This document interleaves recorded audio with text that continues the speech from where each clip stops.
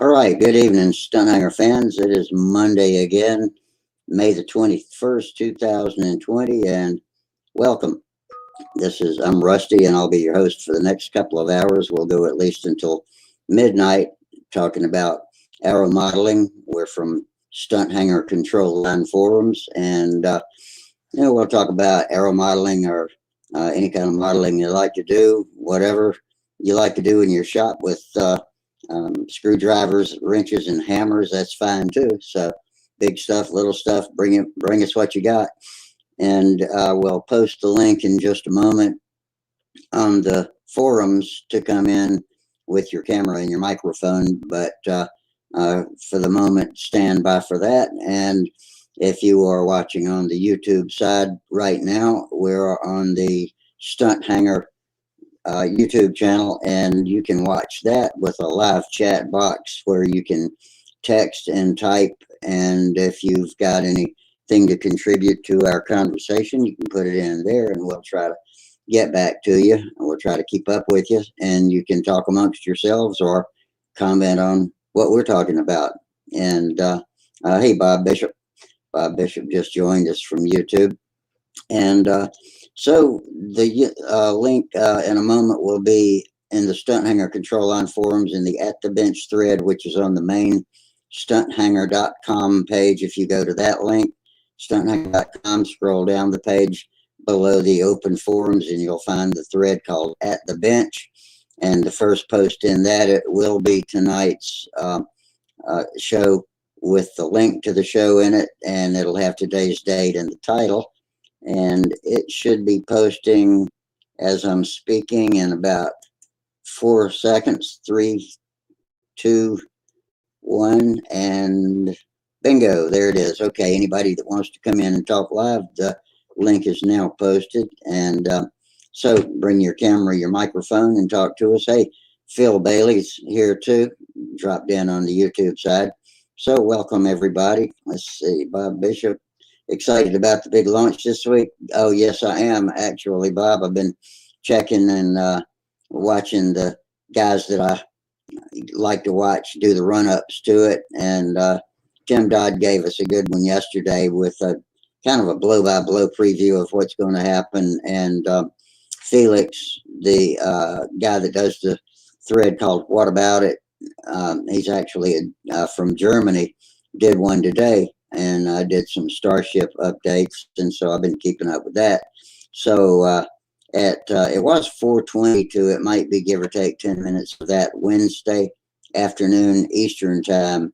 Don't miss it, and we'll be tuned in for that. It'll be the first time since 2011 that an American ship has put people into Leo and onto the International Space Station, and pretty soon it'll be well beyond that too, I hope.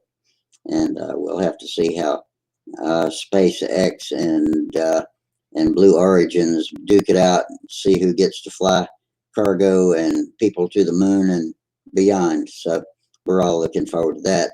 Glad y'all are on top of it too. And hopefully we'll have some people clicking in here and bring their cameras and mics with them, and we'll set up a chat for the next couple of hours. I think it's about time for somebody to pop in. I didn't prepare a whole bunch of stuff for me to talk to myself about or to entertain you guys about.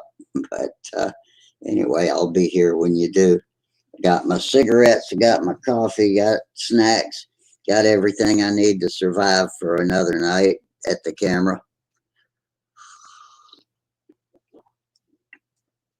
So here we are. Let me double check while we're doing this and make sure everything is right. It is. YouTube is on.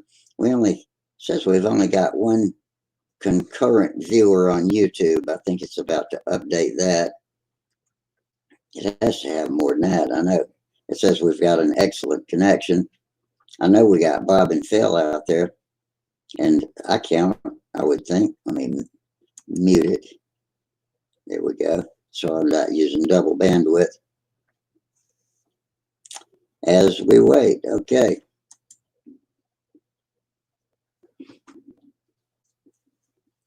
Got my buddy Gary in here watching TV. I had to make him turn the TV down so it wouldn't pollute the airwaves. But right now, it's probably more interesting than we are. So, but on the other hand, we'd get a copyright infringement if we tried to do it. We actually had to beat one of those off the other day.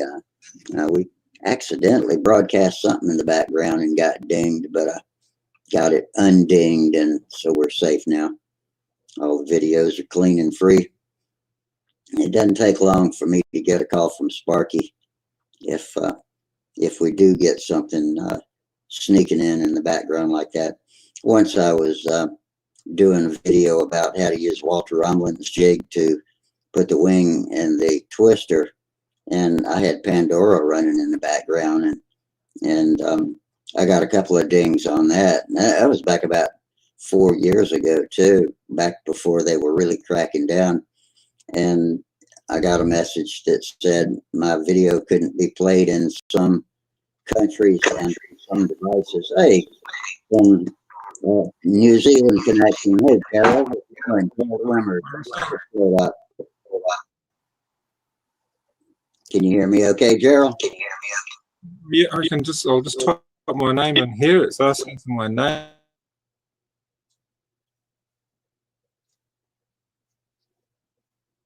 We've definitely not got a good connection with you. We got a good picture, but something's wrong with your audio. But while Gerald gets that straightened out, this is Gerald Wimmer from New Zealand that just popped in as our first audio video visitor. I hope he can get things straightened out. Ever since the beginning of March, when video chat got so overloaded, Gerald's been having trouble getting in and talking to us. And that, as far as the Canadians go too, Lynn and those guys up there have been having more than the usual amount of trouble too. Don't know why it matters what country they're in, but it seems to. But okay, Gerald just popped out. Maybe he'll reboot and come back in. Well, at least somebody tried. Double check my. Yeah, okay, so that proves that the Stunthangar link is working. So I'm going to go ahead and delete that from my tab list. Clear up some resources. Ever so precious system resources.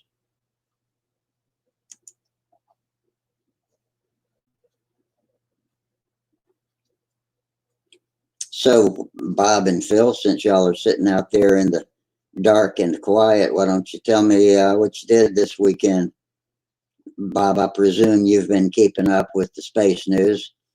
I'm glad I got another space nerd on here to talk to it about.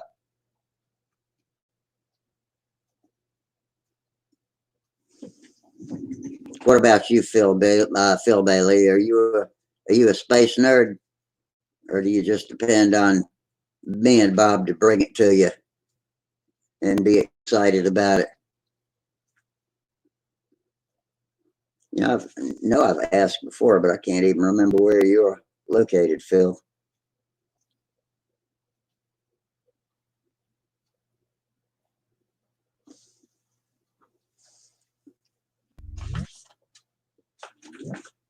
And here comes Gerald again. Well, again. Any luck, Gerald? Yeah, I changed over to Chrome. I was on Firefox. I didn't realize it, but I was on Firefox. It said conflict with browser or something, and so I logged out of that and came back in. Sorry about that. You had an excellent picture, but yeah, I don't think the sound was working at all. So good. Maybe we won't have a delay problem tonight. I'm glad to see you. Oh, it's glad to be here. It's been a little bit difficult with the boys both using the internet for their schoolwork, but they're back at school now. But they were constantly Zooming meetings, and Alina, my wife's been on Zoom and the Hangouts and different things for her work meetings. So it means everything's sort of stretched. But I think she's got a meeting later on this afternoon, but I'll try and hang with it while I can. Well, how are you keeping, Rusty? Oh, pretty good. Everything, you know, under the circumstances, about as good as we can expect it up here.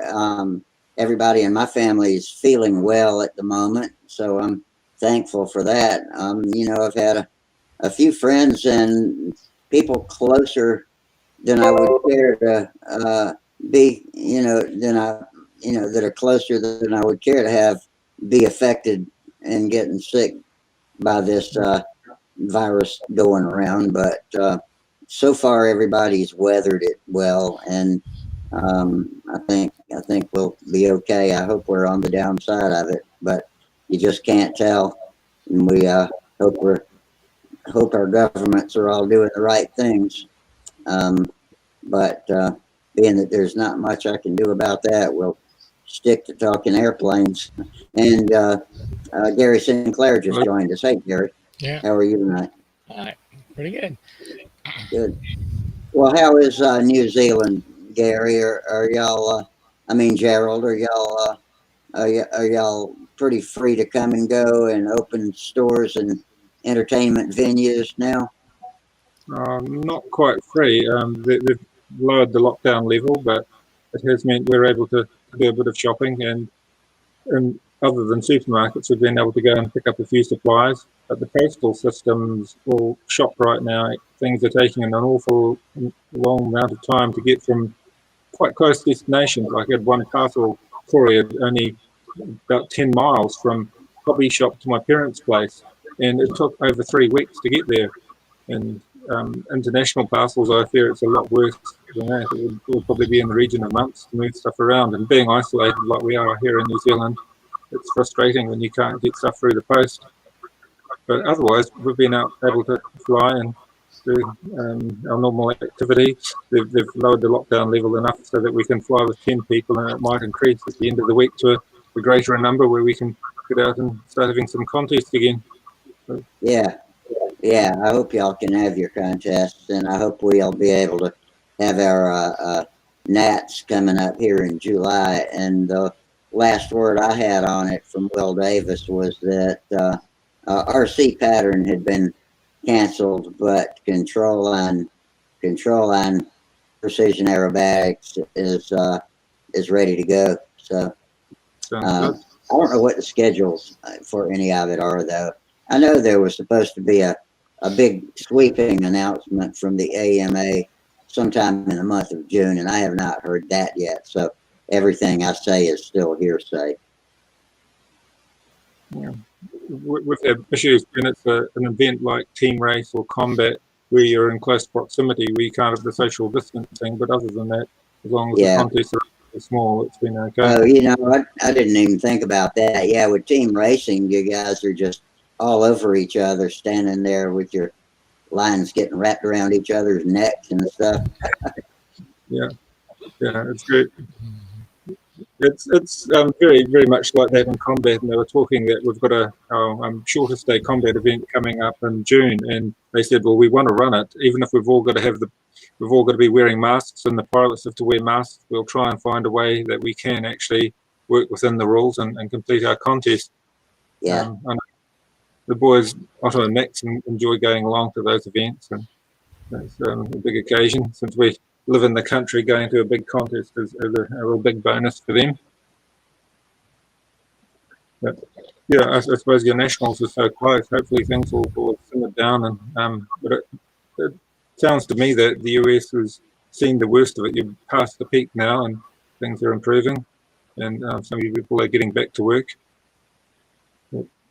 It's just that problem if things flare up. But in the meantime, it's been a good opportunity to build models, and a lot of people have been building and repairing models, and it's interesting watching all the different posts on social media and on Stunthangar and all over the place, just people building and repairing and getting ready for when the lockdowns ease.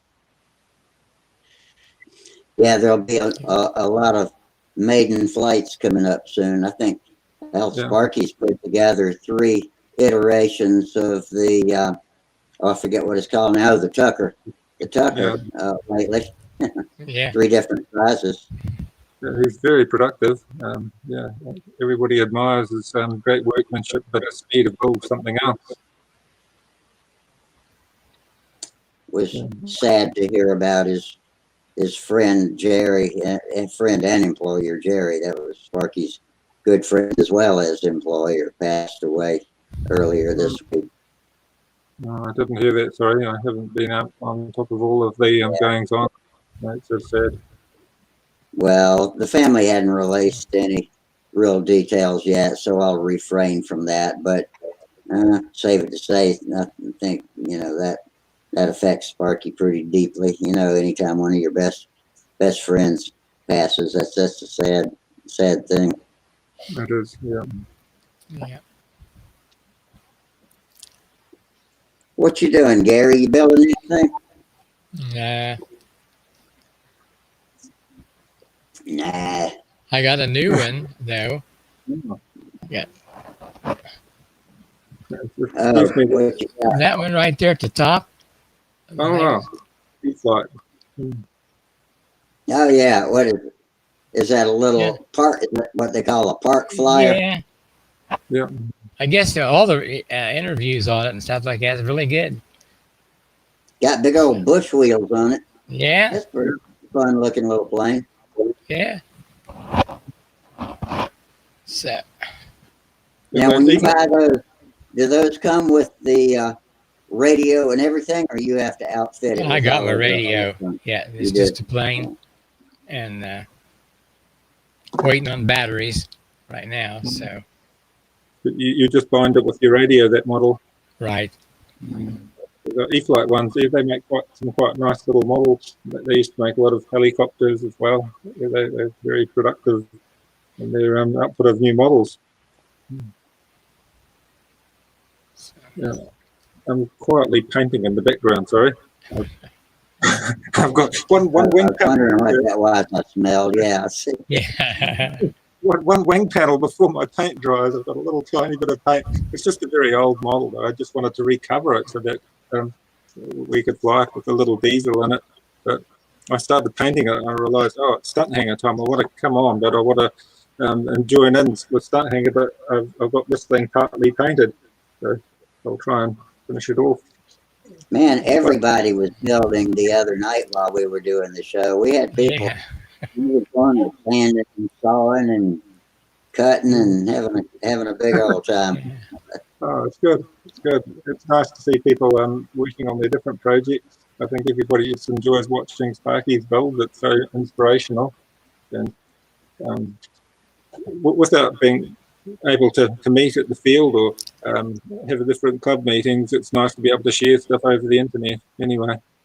We were supposed to have our club meeting tonight, but everybody's a little bit weary. Nobody wants to come along to a club meeting. Really? So I'll try and conduct a meeting on 8x8 tonight and see who comes along that way. But most of the models are all older people, and we know a lot of them are vulnerable, so there is a reluctance to get back meeting together. Outdoors. We had a video meeting for our club Saturday, but it was the first time we tried it, and by the time I was finally able to log in, the meeting was over, and it was on Zoom, and I just didn't have any luck getting signed up and hooked up early enough. So I don't know if I was messing up the login procedure or what was going on, but I'll get with Will and try it again before the next meeting. Well, it's great being able to participate without too much commitment. I normally have to do like an hour's drive to get to our club meeting and then drive another hour back in the evening. And in winter, I find it hard. Just a long distance. When you're tired, it's not always the best, but it's nice if you've got other people going along with you. If I can get Alina or one of the boys to come with me, it's a bit of company as well. But when they've got to go to school the next day, it's hard to get them home at 11:30 at night and say, you're going to have to get up at 7 o'clock tomorrow. Yeah. If it's school holidays, it's not so bad. They can do the late night meeting. But it's just the fact that we're so far from the city where we live, it's the long drive back. It adds a lot to it. So are you having bad weather close to you? No, I think Australia's got the bad weather right now. With the Australia. Our weather's been very, very mild for our autumn months now, and it was just very, very dry, and the drought sort of broken. but it's been great flying weather. That's been the great thing. The flying field's still dry enough tonight, or our flying field here at home. And when we've flown at the other fields around the place, the weather's been very mild and very pleasant for flying. But I imagine your spring weather is kicking in now, and you've probably got some nice flying weather there now. Have you been out flying much, Gary? No, not yet. It's nice today, though. Had a good weekend, but had other things to do, so I didn't get down there. It's not still snowy weather up there, is it, Gary? Oh, no, it's almost 80 some today. Wow. Okay, so you're okay that way. Yeah, I'm Good. okay, yeah. You never know what those guys, Tom and those guys from Minnesota come on and tell us, oh, well, we got a foot of snow last night. I'm like, damn, doesn't it ever end? Yeah, Tom seems to have the most difficult flying weather of anybody I know. Very challenging to contend with those sorts of temperatures. I wonder where everybody is tonight. We got a slim crowd. Oh, have you got some big match or something on? There's like a big game on or something that they've all glued their eyes to? Maybe, except none of our sports is back in action. I don't know what we're going to do about college and pro sports. Everything now is up in the air about whether to start the seasons late or just abandon the seasons for this year and start next year. There's a lot of questions that have yet to be answered. It must be very hard for the professional players to lose so much income for that period of time, so they have to abandon it for the whole year. New Zealand is a very keen sporting nation, and I know a lot of people have been most upset about the sport more than anything else, just being unable to participate in their sports or watch the sports. Yeah, sports is not on my top list of things I'm worried about right now. They'll figure that out whenever they do, but just hoping our supply chains, as tenuous as they are, hang in for however long it has to be, to get us back into a semi-normal mode of day-to-day life. Yeah, I think a lot of people miss the libraries and museums and those attractions as well, especially the younger folk miss all of that too. But my boys weren't keen to get back to school. We hadn't talked much because you've been gone and hadn't talked much since you posted up the artwork on Stunthangar. How's Max is the artist, isn't he? Yeah. He's always churning out new work. Yeah, he's a very keen artist. But I'll have to post up a few more of his pictures as well. He's always got a good supply of pictures. He often just hear of a political event that's happening and he'll start drawing about it. He's very creative. Just gives up a TV show or a news article and he's off drawing his version of it. He's got all these pictures about COVID-19 and his interpretation, but I'm just not to share some of it. Some of it gets a little bit too. Yeah, we're not even, according to Sparky, we're not even supposed to talk about it. So I don't want to get dinged, so we'll try to avoid it. But I know there's plenty of material for political commentary, whether it be art or written or whatever. But he's an imaginative young man. You got a lot to be proud of in him. Is that something that you've seen since he was a very young, or did that artistic streak come out more recently? Well, since he was very young, he was always keen on his art. But my uncle, who's a professional artist, sort of nurtured him a bit too, teaching him different skills. My brother Carl is he's very good with his drawing, very capable drawing and painting, and he was he did a lot of wood engraving and very fine artwork, very fine that earned him good money for a long time. But it's hard to keep in favour as an artist. It's a very, very hard life. But we've tried to tell them, try and steer away from politics with your art and try and just make people happy with it. And I suppose it's a difficult world. You just tell them, well, it's not a good world to try and earn an income from. It's so tricky. But yes, we've just got to put emphasis on trying to develop another skill besides just the art, so you don't have to fall back on that for an income. Yeah, absolutely. And a skill like that it can take you in so many different directions, you know, that it gives you just something to fall back on. So yeah, I suppose it's the same if you're a musician or an actor. It's good to have another secondary skill that you can fall back on in difficult times. But yeah, Max just loves his artwork, and he's quite good with his modelling because he's got that attention to detail with his hands. He's very good cutting out wood and sculpting, painting, and he takes a lot of care in his work because he's so used to using a pen or a brush.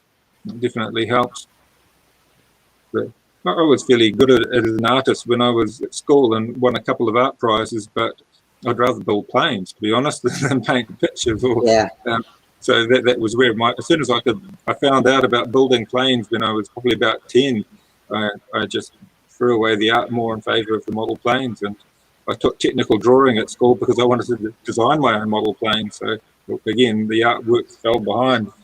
And I loved technical drawing. In fact, I thought I wanted to be a draftsman or an architect. And there's a lot of artists and architects in my family in years past, you know, my ancestors, and so I've evidently got the genetics for it, and I'm a good artist, pretty good artist myself, and I try to incorporate it into everything I do a little bit, and at least with my building, I like to make them pretty, but I don't do any front row exhibition planes, but like to be proud of my finished product anyway. Yeah, well, I suppose interest in music, your drumming and all that, it talks of an artistic ability that comes out in different ways. And I think a lot of people enjoy the fact that with a model plane you can show your skills and share your abilities with others. I know some of the little half-A models you made were very nicely decorated. And it takes a lot of thought to come up with those nice finishes. And yeah, some people's models are just such beautiful works of art. I remember one chap, I can't remember his name, but when he passed, all the models in his collection went to an art gallery and they were sold at the gallery, and some of them achieved very high prices at a central city art gallery in Auckland. But that's sort of the exception. They've really got to be a quality that's well above the norm to achieve that. But he specialised in a lot of vintage models and free flight and radio models. But to see them in an art gallery for sale was something else. It was the talk around here for a long time.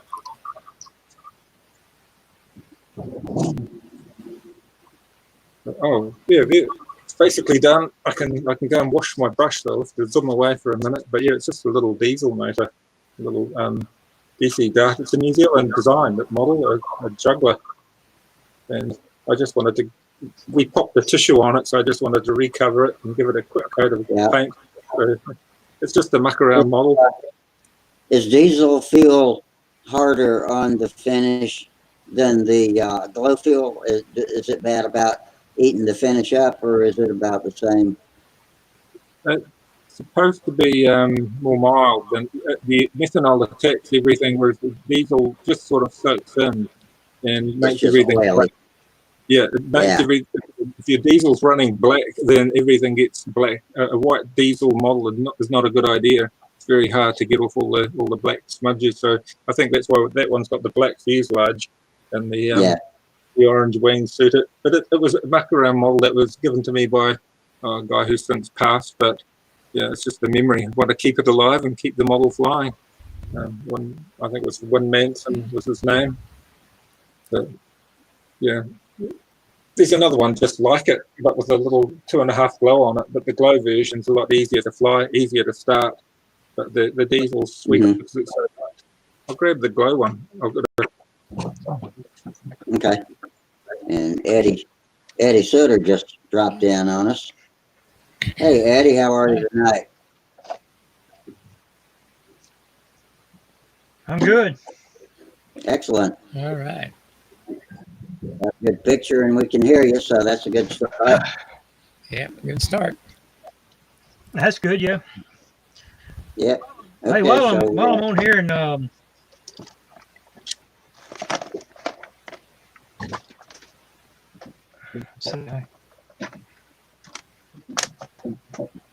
I got this plane a while back. I was hoping maybe somebody could tell me what it is.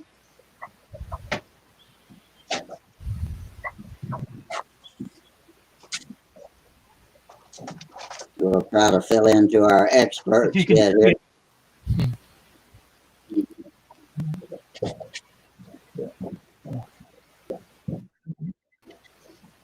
Oh, Okay, let me click on that. So I can... Huh. Okay. What's the tail feathers look like? there's the rudder. no.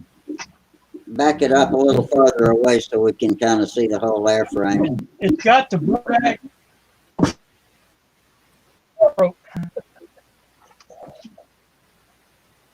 it a Got bus?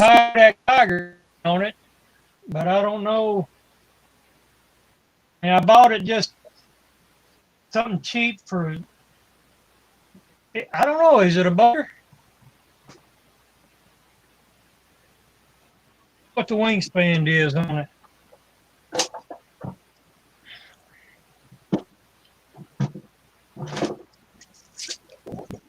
I don't recognize it right off the bat, but maybe some of our other guys will know it when they see it. I see the shoestring in the background. The 40.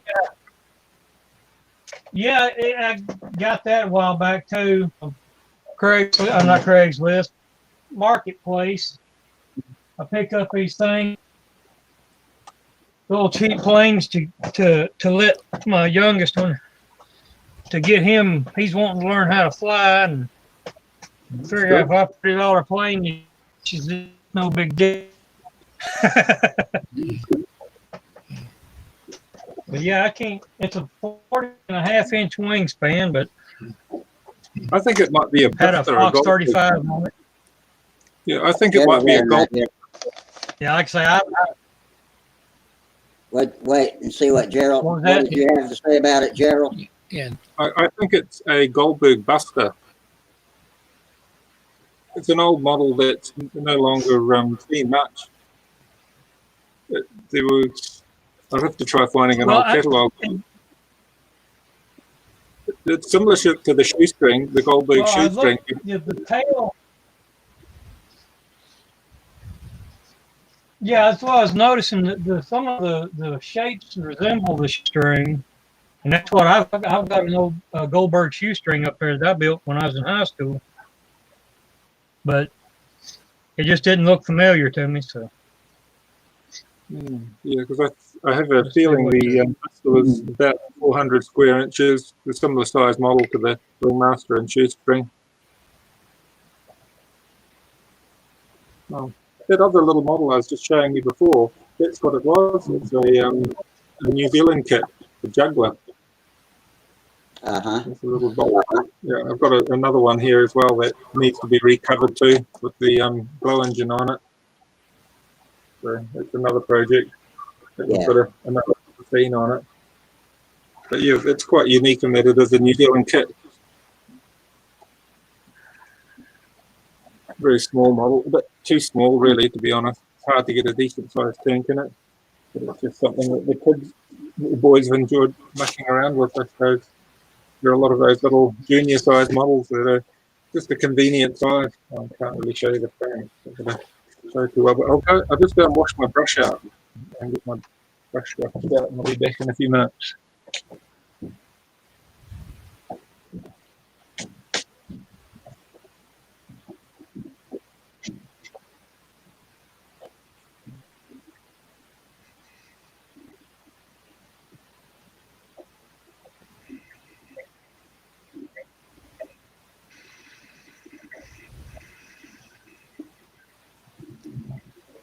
How long have you had that little plane, Eddie? Is that something you just got recently?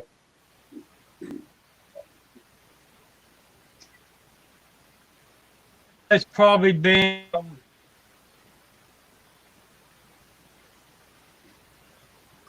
couple of months ago. Yeah. Back before all this shit hit. Yeah. I picked up that one.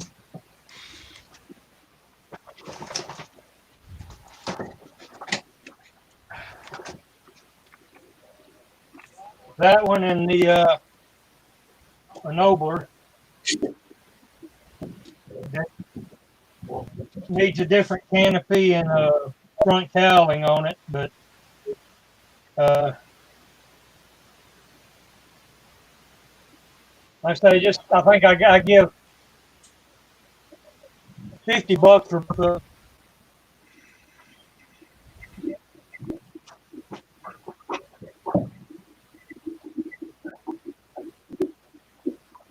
Just gotta find time to fix them up. Yeah. Oh, Tom Hamill just popped into YouTube. He says, Gerald, is the auto ready to fly? Well, the big Otto. I'm still cutting out some parts for Otto's big Otto. So hopefully we won't be too far away on that one.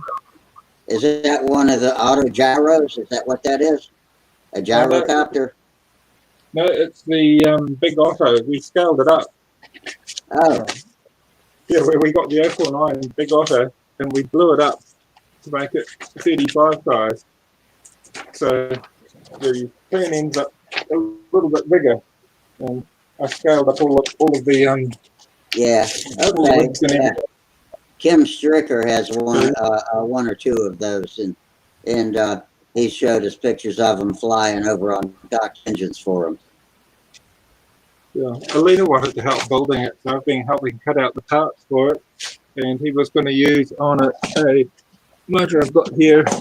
That was the motor he was going to use on it. Was a Fox to give it the combat look, but it's actually a 40, not the 35.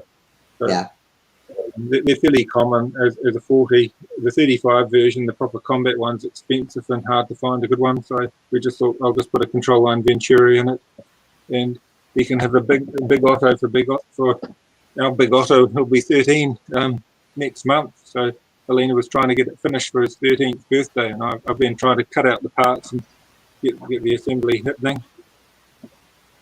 But my son Max has been flying a model that he was given to him, a little Kitty Hawk, a P40 Kitty Hawk, and he really likes that. So he wants to build a similar model.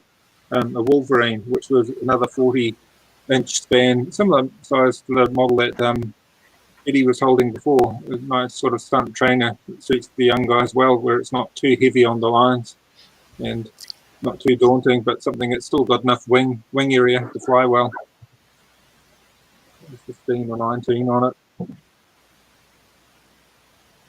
But yeah, they as they get bigger, I've had them flying 35 size models, but Max just said he prefers a small model to fly. He likes the more compact models. And I suppose being a bit younger, I can understand why. How old's your son, Eddie?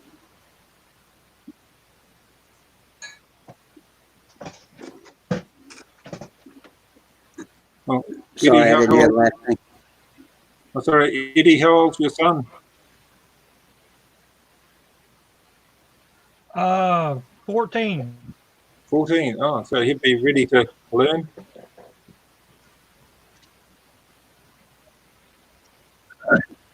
It's a good age.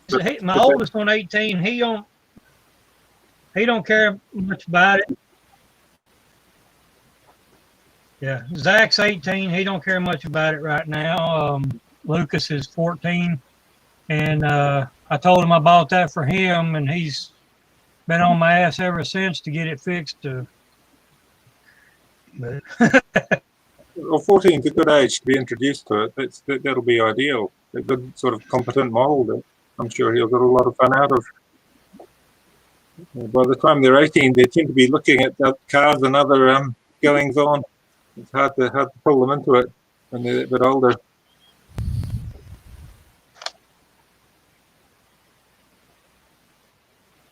Tom Remmel says his Not brother me. built an auto in the mid-70s.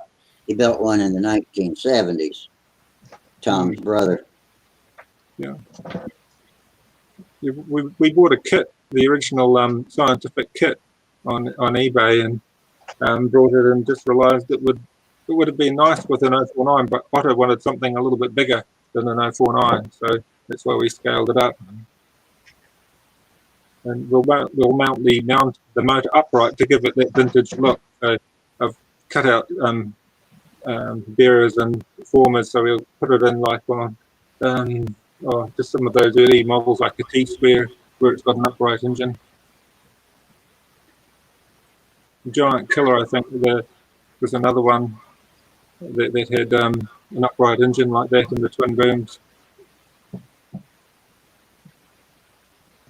Tom Luciano should be able to tell us all the different ones that had that format with an upright engine and twin booms. But I was building a Voodoo at the same time, so I've been cutting out parts for a Voodoo. I'm with kids. Just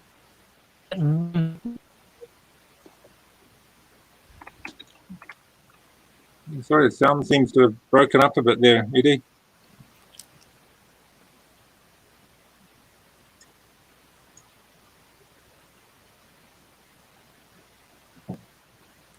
Yeah, the sound's breaking up a little bit. Yeah, it looks. It's okay on here, but yeah, Tom says he's in the shop tonight and his Samsung tablet won't let him log on to 8x8. Oh, it's a pity. Yeah. I closed down the other tab that I had, so I can't read the comments right now. That's okay. I'll translate them if anything interesting comes through. Jack Snavely just dropped in. Says hello all in the hangar or shop, Rusty and the tubers. Hey, Jack, welcome to the show. Yeah. Oh, hello, Jack. This is a small crowd tonight. I'm used to having 15 people in here lately. Getting spoiled. It's really busy some nights. Yeah. Up until then, I've been thinking of switching. Go ahead, Eddie. You talk. I was gonna say this is 4 people on tonight and still can't get good reception. Yeah, I'm doing okay, but you are having the biggest audio delay of everybody because I can tell that your talking is not happening at the same time we're seeing you talk. Minnesota Mike just says howdy. Hey, Minnesota Mike. All right. Mike's got him a new race car. Oh, wow. Yeah, he showed us a picture of it the other night, but I don't remember what it is. I could tell you more about his old one than I can about his new one, but I'll have to let him describe it to us. But he puts awesome power in these little machines. I presume it's another motor. Mike says he wrecked it already. Well, I guess we don't have to talk about it now. Oh, no. That's terrible. 58 Rambler American, that's what it was. I told you it was funny looking. Yeah, that is very different, yeah. A nice looking car in its own way, but yeah, quite different. Yeah. I think Jana Leno does a special on some of the unusual Studebakers and Ramblers and things, and some of them are quite outstanding in their field. Oh, here's something that makes it suck even worse. He says the throttle got stuck while he was loading it into his trailer. Oh. I can only picture what ensued after that happened. Well, hopefully something's repairable anyway. Maybe. The trailer might be worse than the car. I don't know, but I can imagine I'd have said some choice cuss words if I drove my car through the back of the trailer and ran into the cab of the pull vehicle. Nobody wants a sticking throttle. No. Even with dual springs, things can stick. When the throttle sticks with 2,000 horsepower, you got troubles on your hands. Yeah. If there's no brakes, they're going to stop you.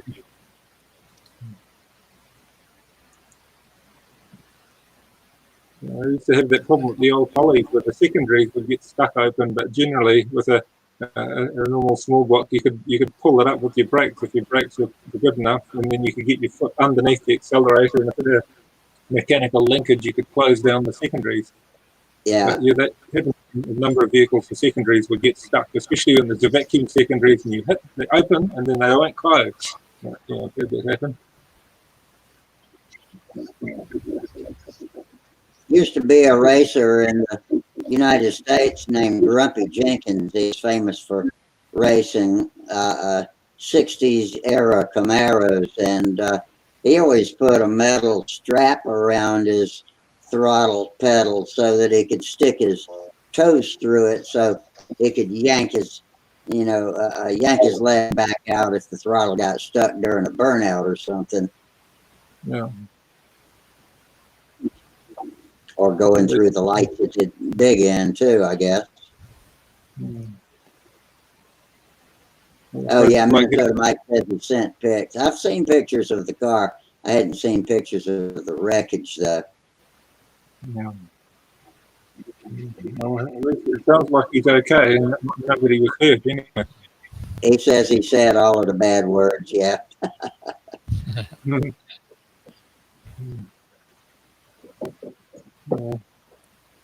Yeah, so with our model planes, the worst we get is a crash or a shaft run, but yeah, everything's sort of a mild level compared to a car incident like that.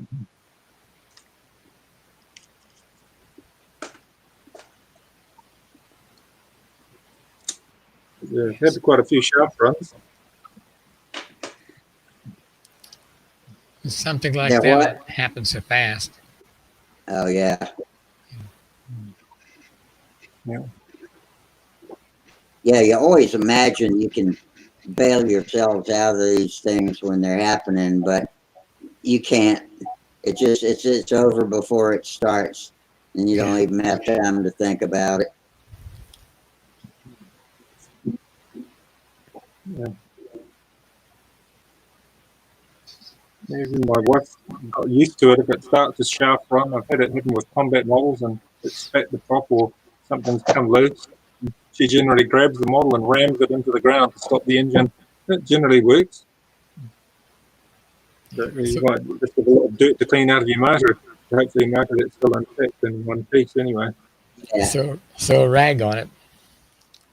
Yeah, yeah. So it's just if there's no propeller there to stop it, though, you've got to grab that shaft. I've seen people do a shaft run. Yeah, you've got to grab that shaft somehow, and if you can pull the fuel line or block the intake, you're thinking ahead. But a lot of people, it's a panic. It's like when you hear a diesel do a runaway. I suppose everybody's seen the videos of that and seen it happen where a big truck engine starts to do a runaway on that, burning the fuel in the crankcase. And the only way to really stop it is to close the air off. And that means pulling the air cleaner and ramming a rag in there. I know in speed, you had to worry about it. But if you can kiss the ground with that, your prop's gone like that. So. Yeah. But there are so many different things that can go wrong when you're talking very high performance motors.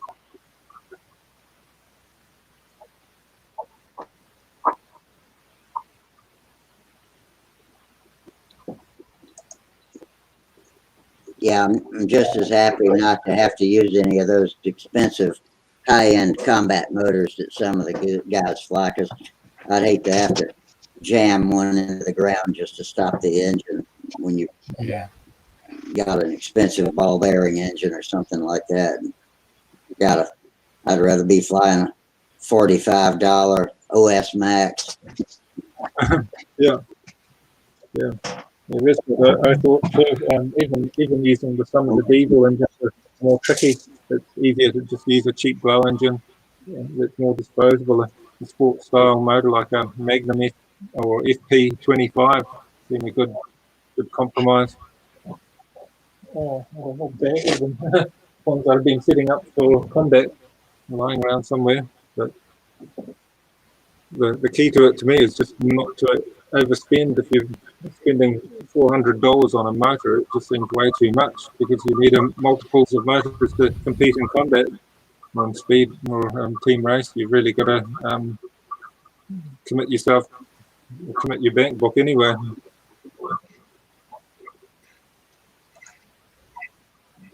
So, have you been able to get out to the workshop, Rusty? All right. So, If I haven't been able to get out, I have. Every time I get out there, I end up cleaning up and doing little projects like that off to the side. I've done nothing but piddle around and make excuses. I think I talked about that the other night. I'm just having trouble. You know, I want to do it, but I've been having trouble just making myself get up and do it. With all of the, things that are going on lately aren't helping. But like I said, excuses. So not much is the real answer. Not nothing either, but not much is the real answer. I feel kind of bad about it too. I feel worse. I feel worse when I have to come on here and tell y'all I haven't done anything. Well, mind you, just doing a little bit at a time, often just a little bit of tidying up, it helps prepare it for when you do have the feeling of doing a bit of building. Just chipping away at it. It's like a friend I just mentioned him before, Win Manson. He used to say half an hour building or 10 minutes building is better than no building. Just a little bit constantly. You don't have to sit there for 3 hours at a time. Just a little bit at a time. You're moving in the right direction. That's true. It seems like when I do get out there and put in a lot of time, then I get so sore that I can't do it for a couple of days, even if I wanted to. So probably overdoing it one day and is worse for me than taking a little bit of time each day. I'll get to it. If I don't, my wife's probably gonna have everything hauled out of there and thrown away. So I'll have to get to it to prevent that one of these days. How far away is your building from your house? About 150 feet. It's quite a ways. Yeah, it's a pretty good little walk through the grass. Yeah. I do have a fence. I do have a fence that I can walk next to, a chain link fence that I can walk next to on the way that I can reach out and put my hand on if I need to steady myself or something like that. Can you drag a few little things inside to work inside with? Like if you've got a little portable building board or something that you can take a few things in just to cut out or sand or do a few little indoor jobs. I suppose sanding's not a good one, but sometimes there are little jobs where you can just be cutting out a few windows or preparing something to cover. I don't like to take my... Actually, I could. I've got a card table and a little area that I could do that actually. You just bring something in and work at it. Carve something or, make some small parts. Yeah.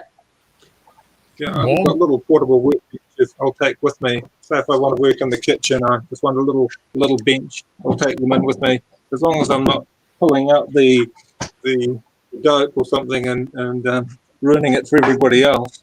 There's normally something I can do in the kitchen. Walmart's got some nice little tables. Just kind of folds up. Yeah. Yeah, like a tea table. Yeah, that sort of thing's great too.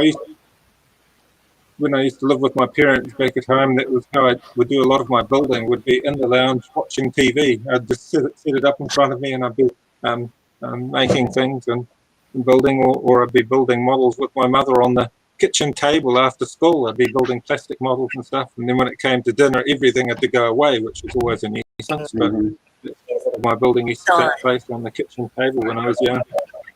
Yep, I remember doing that when I was a kid with plastic models. I used to build battleships and tanks and airplanes, plastic models, and would do it at the kitchen table like that too.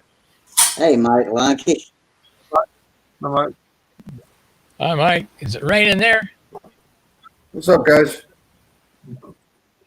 not raining. Yeah. Yeah, we actually had a pretty bad storm roll through here today, and there's about 6,000 people in my county out with no power. Oh, Oh, crap. you're a We had lucky a one good then. bit of rain We got today, power, but there's outages all over Nashville. So we got weathered out on Saturday for the boat. It was crap, so we didn't go.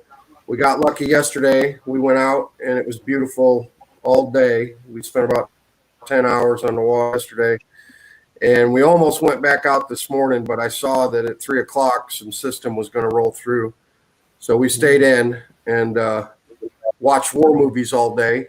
We watched all the old 60s and 70s war movies, was Tora one of them? and it's a good thing because boy, on through, and it would have been bad if we'd have been out on the water. Was Tora I'm one sorry? of the movies? Tora. No, we watched Dirty Dozen. We watched Battle of the Bulge. We watched Fury, which is a newer one with Brad Pitt, tank movie. And let's see, what else? That's a badass movie. Yeah, it's a pretty good movie. And then we watched a little Midway. bit of we watched The Great Escape, and there was one more. God damn it, I can't think of what the hell it was. Oh, a little Saving Private Ryan. Saving Private Ryan. Oh, yeah. I've only seen it one time. I think I saw it at the theater. Yeah, I mean, I've seen them all several times, but we just thought since it was going to be a bad weather day, let's just sit on the couch and watch Memorial Day movies all day. So I got in here in the shop about an hour ago, just working on assembling some combat ARFs, some Russian speed limit models. Yeah. I like them like this. Boy, you just put the tail on, put the control horn in, and put the bell crank in, a little bit of tip weight, slap an engine on it, and you're good to go. It's a 35 size model, I presume, with the long tail. 25. 25. Oh. LA 25, yeah. Because what they found out, the reason they lengthened these tails, so the guys were taking F-2D planes, with the tail that's right here and flying them in speed limit, and they were nose heavy all the time with the modern 25s on, because they're meant to fly with a 15, okay? F-2D planes meant to fly with souped up 15, so when you put a 25 on them, they're nose heavy. So a couple of years ago, Yarrow and Yavenko and those guys started modifying the F-2D plane and just sticking the tail out about another 2.5 inches. So you put an FP25 or an LA25 on it, and it balances perfect. These are made for speed limit. I mean, they're made for the event, and that's the reason for the long tail. Yeah. Well, it's excellent that you can get something like that ready to fly. It's quite nice. Yeah. Yeah. It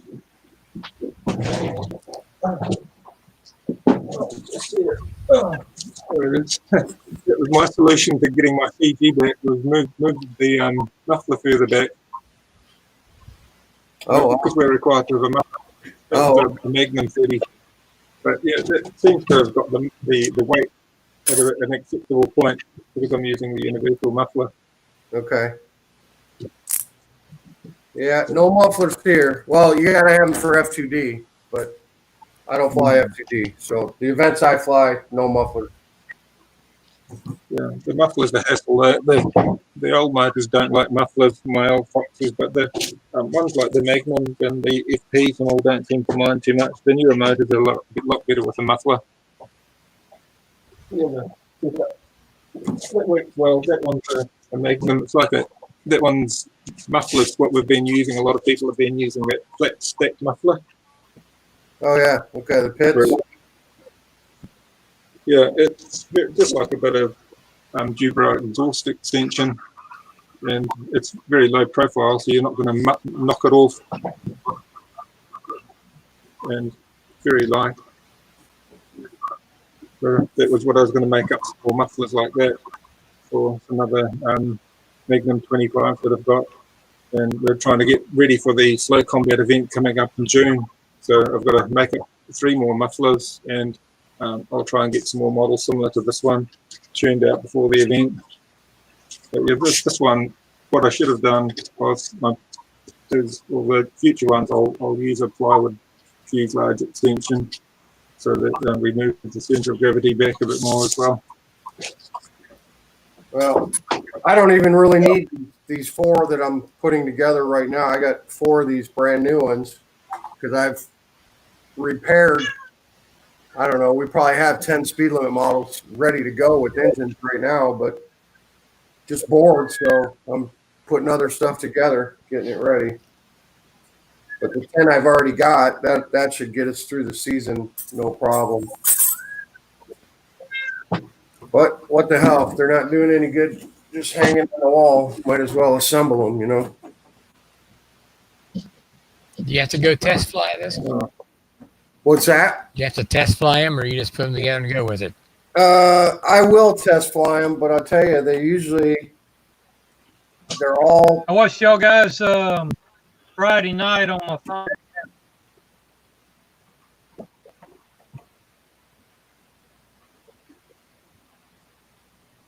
He froze up. That's right, it seems to Gary, go up, yeah. Yeah. can you hear me, Gary?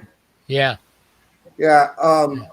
I will test fly them, but they're so identical that really it's just you can literally bolt a motor on them and go fly them.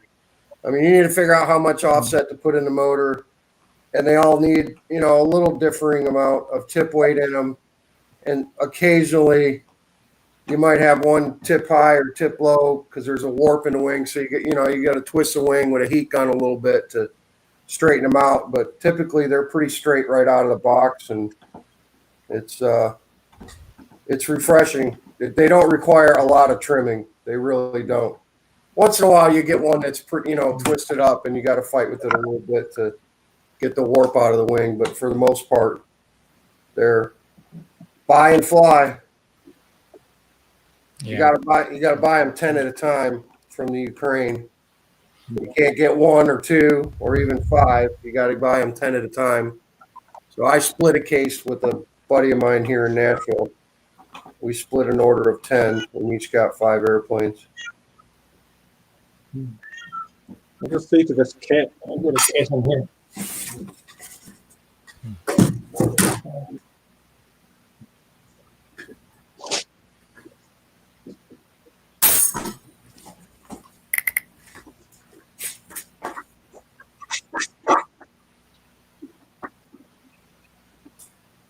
I think Eddie wanted to tell something, or say something, but it broke up.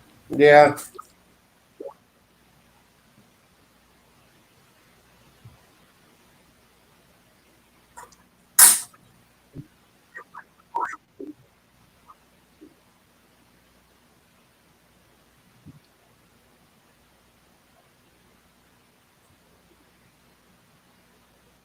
Hey guys, can you hear me?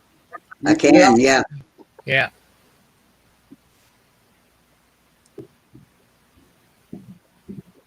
All right. Y'all was what about all the stuff in the Navy. Mike's mentioned his pictures from when he was in the Navy.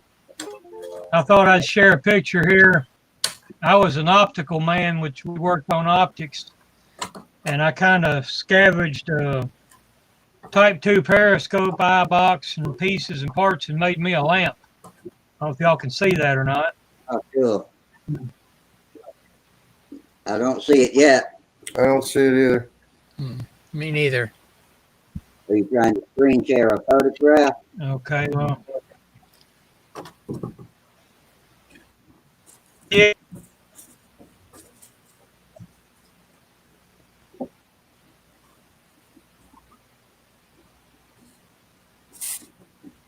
it don't come up, so see if I can do this way.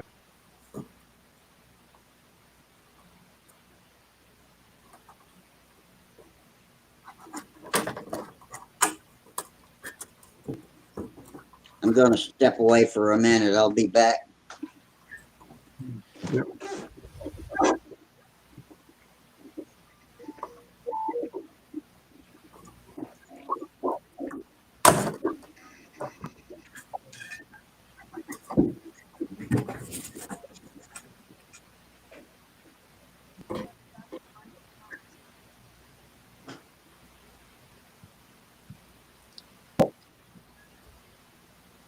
Oh, yeah, I can just see it. Yeah, I'll blow it up.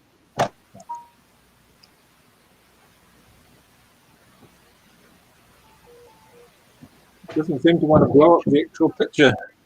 I sort of just saw it, but it was part of a periscope or.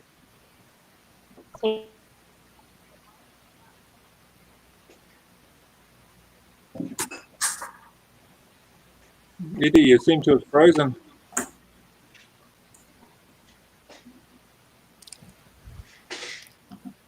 This picture kind of comes and goes. Yeah, we saw it for a minute, and then it or for a few seconds, and then it vanished. You're trying to share with us, Eddie.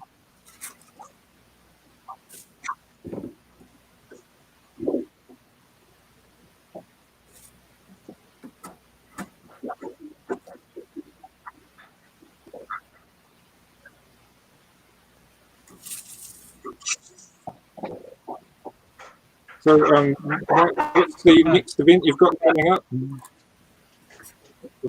you got another combat event before your nationals? Nope, just the Nats. So it'll be you and Samuel flying slow combat, or are you going to do F2D as well? No F2D for us. We don't fly that event. We'll fly speed limit, half A, high performance half A, and then I'll fly Nelson fast, big block fast. And then Sam's going to do mouse racing again this year. Cox 049 mouse racing. And he will fly intermediate stunt, which is an unofficial event. And then he'll fly junior senior open. So he's flying 5 events. I'm flying 3. Well, 5 events is quite a challenge. Yeah, that's the reason I don't fly stunt at the Nats, because I would have to give up 2 days of combat to fly stunt, and I'm not willing to do that. Not right now, anyway. Well, you better best to focus. It makes sense to focus those events so that you can do well in the ones that mean more to you. Yeah. I know your preference has always been combat over stunt. I can understand that. Yeah, Sam can fly both those. We've got Eddie back. Because they don't conflict with anything. They don't conflict with any of his combat events, and that's why he's doing mouse too. Because that doesn't mouse is like on a day that we don't ever have anything scheduled on Monday. So we started flying mouse last year just to give him something to do. Yeah, well, we had it difficult at our nationals because the slow combat event was on the same day as scale, and there was supposed to be a gap in between, but somehow we lost our gap, and we ended up trying to do 2 events at the same time, and that was a disaster. Yeah, it's hard.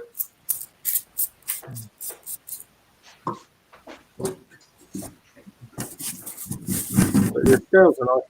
So if you can leave it on its own day and take your time doing it, but it's not nice when you have to rush it. And when you've got the shared space too with different events, it makes it tricky as well when one group's trying to push the other group off to get their event happening. I suppose a lot depends on the number of contestants you have, just how tricky it will be to manage the event. Yeah. And weather's an unknown, always an unknown. It would be to rush it before a storm. at Muncie, it would be too hard to try to go back and forth between the combat circles and the stunt circles to get your flights. And, you know, they'd have to change the flight order for you. And it's not an easy thing to do. So,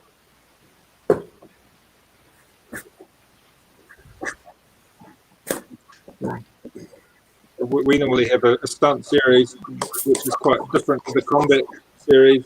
The two don't normally clash at different events. But when they try to incorporate too many events all at once, then you just have to start picking and choosing. It just gets too hard. And with Max flying, Otto flying, and then one contest that was all four of us flying. Alina was flying stunt, and both boys were too, and that gets really, really trying and tricky. The other thing is when you've got lunch in the middle of the event, and you're trying to get four people all fed and back into flying condition.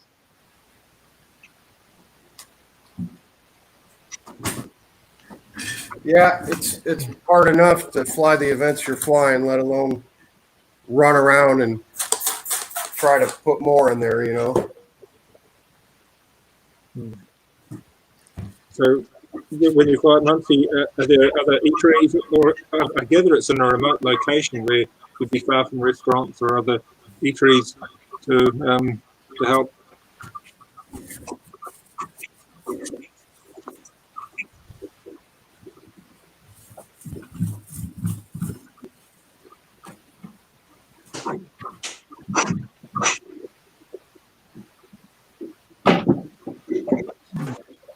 So Gary, do you go to nationals as well, or?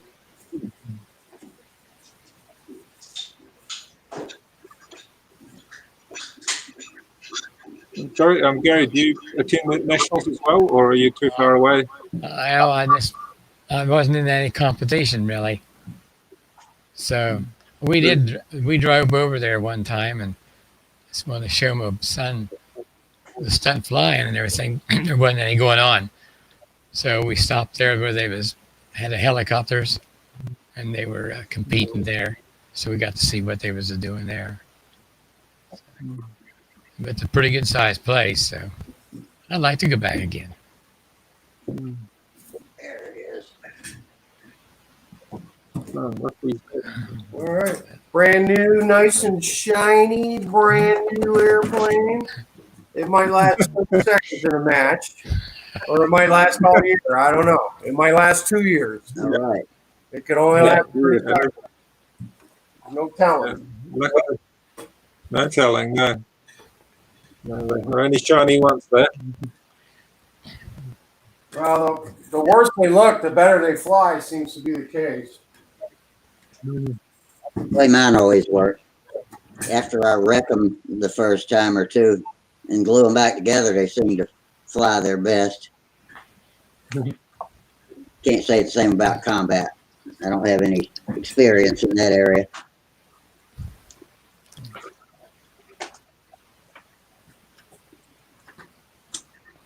I don't see how they do it without getting their lines all tangled up. We do. They do. They're amazingly able to untangle them too. Yeah. Sometimes.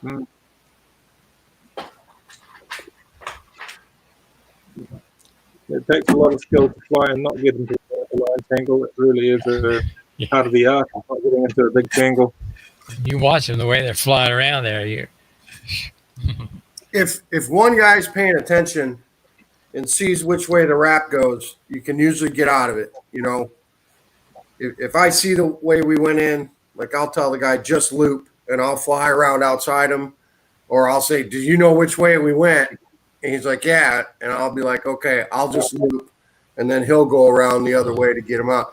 If you communicate, talk to each other, and one guy knows which way you went in, then you know how to get back out. So if you keep your cool and just keep your airplane in one place looping, the other guy can maneuver around that.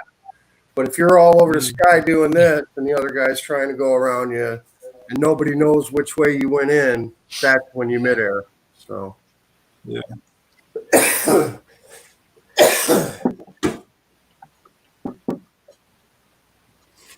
So if you've got a good marshal, they can sometimes help as well. Yeah, a good circle marshal can help for sure.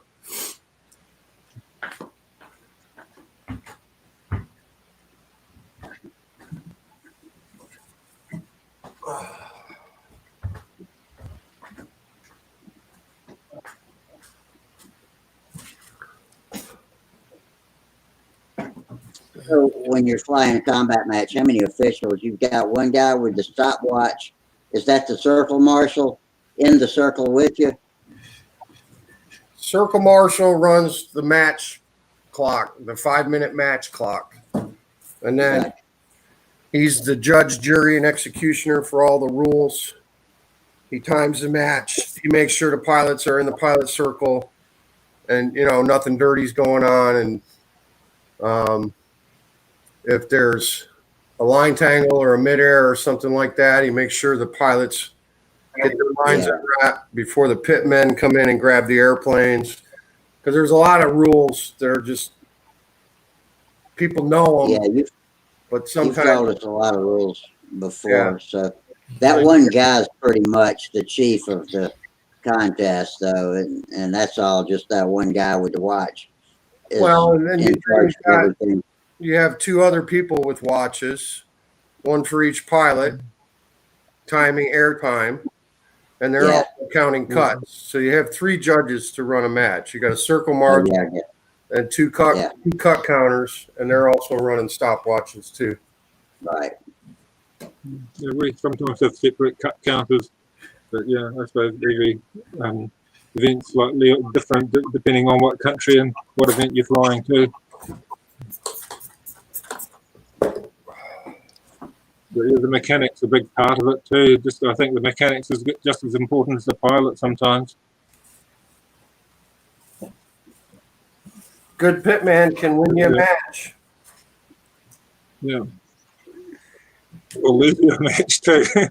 it can go either way. Yeah. A lot comes down to that. Yeah. Yeah, I prefer to be the pitman or the mechanic and get Otto to fly. That's my preference. I don't mind flying, but at least we know how to work together when it's me and Otto. I find that works well as a system. But when you've got somebody that doesn't know your models or your setup, then it's more tricky.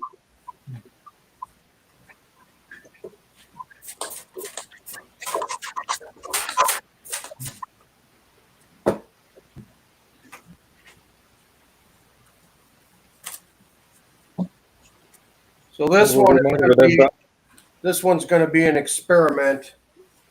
This airplane here. This is an F2D airplane that it's got a little bit of damage to it. It's got a broken elevator and a hole in the covering. But this is a 15 size F2D. But look at the wingspan on this thing. Look how big it is compared to this one. Well, I guess it's about the same size. Okay. I thought it was longer. Maybe that's a optical illusion because it's so skinny. It's very narrow. It's not as fat as the other one, but it's got a Wackerman tail on it. That's what they call that when the elevator's right on the trailing edge like that. And they typically fly these with 15s in F2D. I don't even know who makes this one. I'm sure it's Ukrainian or Russian or something. But a guy gave this to Sam at the Nats last year. He didn't want to fix it. He wanted to give it to Sam. So we're gonna put a 25 on it and see what kind of speed limit model it makes. I don't know. I got a feeling it might be nose heavy with a 25 on it, but we'll see. Only way to know is to put a motor on it and go fly it, right? Yeah, some models work very well nose heavy. Others, you feel the difference. It needs tail weight. Yeah, there's not much I can do if it's nose heavy on this one. I can't move the motor back or anything. I'll just start gluing quarters to the trailing edge until it'll turn, because that's what it'll do. It won't want to turn. It won't turn, or it'll just turn real sloppy and slow. So I'll start adding tail weight to it to get it where it needs to be. So what you're flying, is it a takeoff of a flying wing? I know back in the 60s, they had like a flying wing and looked something like that, they called it. Pretty Yeah, similar. but they're a lot bigger. When you look at one like that old Voodoo plane I was showing you before, the area was practically half what the modern ones are. The wing area was tiny by comparison. They were only, some of them were as small as 300 square inches, whereas a modern model might be up to 500.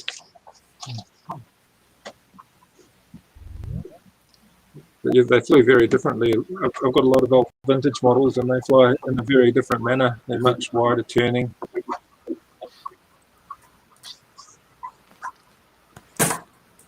And so Mike just showed me the wrecked race car where his 58 Rambler got throttles got stuck while he was loading it in the trailer and drove it into the other end of the trailer. He needs another 58 American now for parts.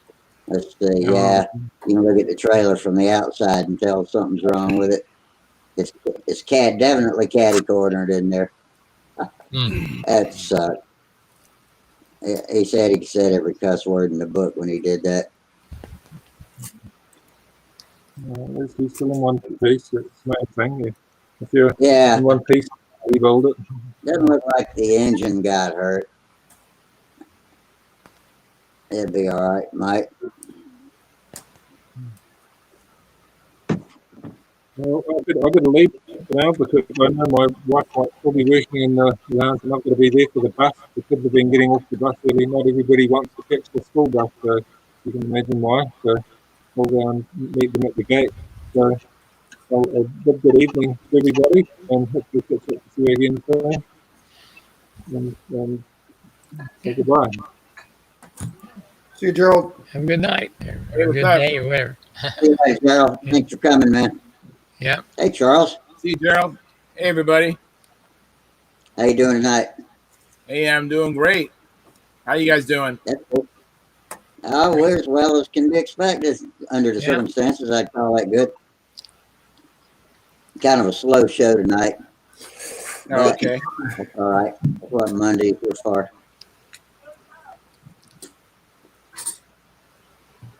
Yeah, I went flying out today. I had a good time. I put in about 4 or 5 flights. Awesome. Yeah, Good. I haven't flown since March, and so it felt good to get out there and do some flying. Weather could cooperating with you. Yeah, it was a beautiful day. Early in the morning, it was nice, and then it got kind of warm, like in the mid 80s, like 85, 86 degrees. And the grass had just recently been mowed. It was mowed Friday, and so I actually called the park ranger to find out what he thought about us flying and keeping our distance. And so we came up with a game plan of I have quite a few combat flyers and then quite a few stunt flyers, and so we used a stooge, and the combat guys had a stooge as well. Their stooge is like a sleeve mounted onto a ladder. Mm-hmm. And so the idea was you'd start your own plane, whether it be in the stooge for the combat or the stooge on the ground for those with wheels. And then once you get your motor started, then you'd walk out toward the center of the handle. And as they're walking away, then someone would come and pick up your plane and take it out of the stooge and do a regular launch. And it worked out pretty well. Yeah, it's good. So we was able to keep our distance from each other, and you can still hold a conversation, 6 feet away. So it was pretty cool. The only negative thing is that where I fly is an athletic field, and I guess an attempt to keep people from playing games like soccer and baseball and football, they blocked all those parking lots that are right immediate to those athletic fields. So I had a little bit of a walk from my vehicle to where I fly. Not just me, all of us had a little bit of a walk. Matter of fact, we didn't get the turnout we would have gotten if it wasn't for, I was up front with everybody. I invited them, and then I said, yeah, it's great, we're going to fly, but here's the bad news. The bad news: you have to park at the tennis courts and haul all your stuff. About I don't know, maybe it's like 75 yards. But that's one way. So, and it's not on even terrain. Some of the terrain's a little bit uneven, dirt, grass combination.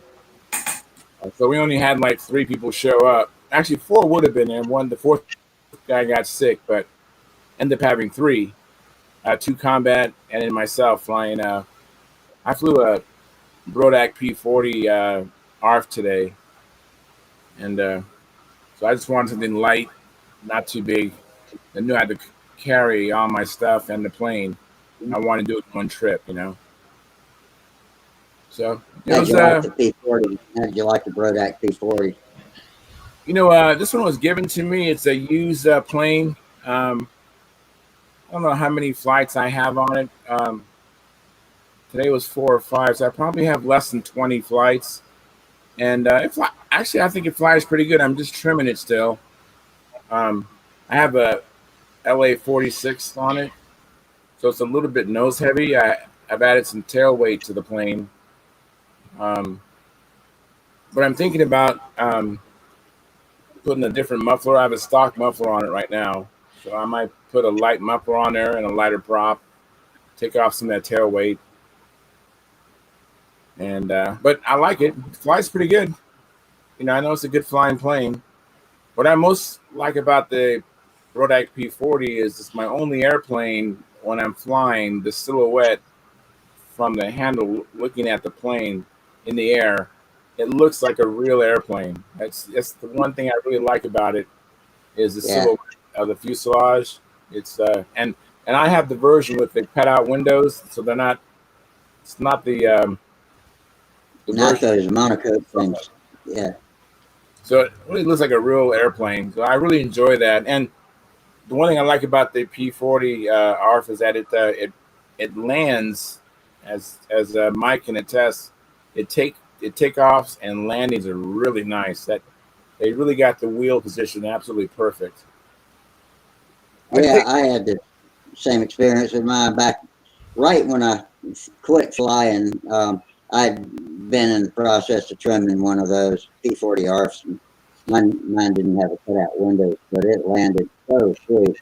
And I had trouble with landing for a while, and finally got the hang of it. But that was the easiest model to land I ever flew. And once I didn't like it before I got it trimmed, but once I finally found the right combination of flap deflection and that sort of thing, and lead out position, then I really liked the way it flew. It was a nice light plane too.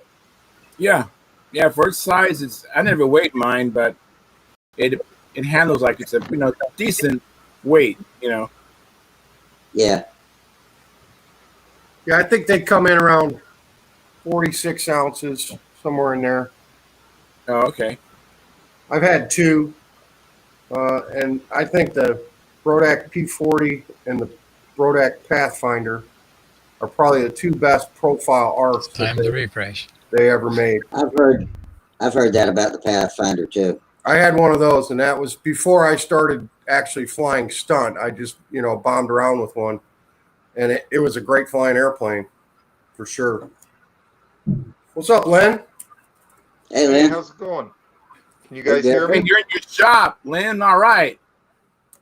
Oh yeah, down in the shop tonight. I haven't started doing anything. Mike says I don't do anything anyway, so it's all good. I just gotta bust your chops a little, Len. That's all.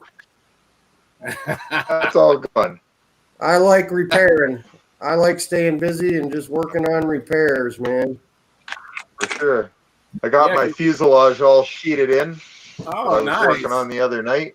Oh, nice. Now I'm starting to cover the airplane. I got a couple of elevators, and I'm working on the wing now.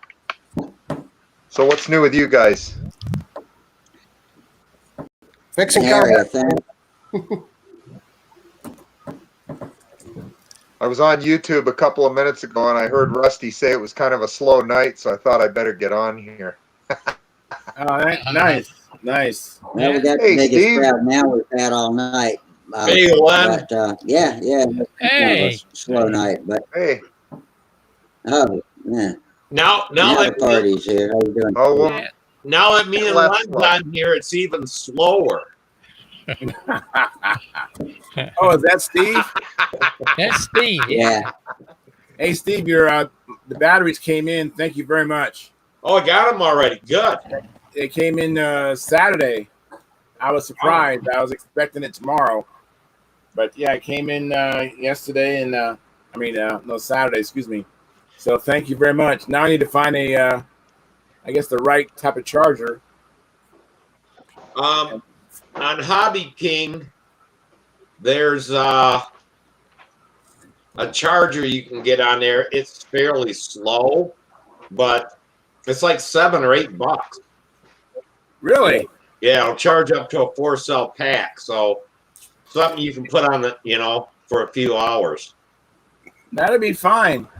I mean, I hardly ever use a starter. I mean, today, Right. I hadn't flown that P40 since March, so it took me a while to figure out how I wanted to approach it. But once I got it going, it was just one flip starts. Once I figured out how many chokes and how many flips, then it was just blah. And most of my planes are just one flip starts. So I will use the starter only after I've boogered it up. Either I over choked it and it's flooded or something. But yeah, so that'd be fine. Just be careful with a starter. If you flood it, you can hydro lock the damn head in there and bend a crank.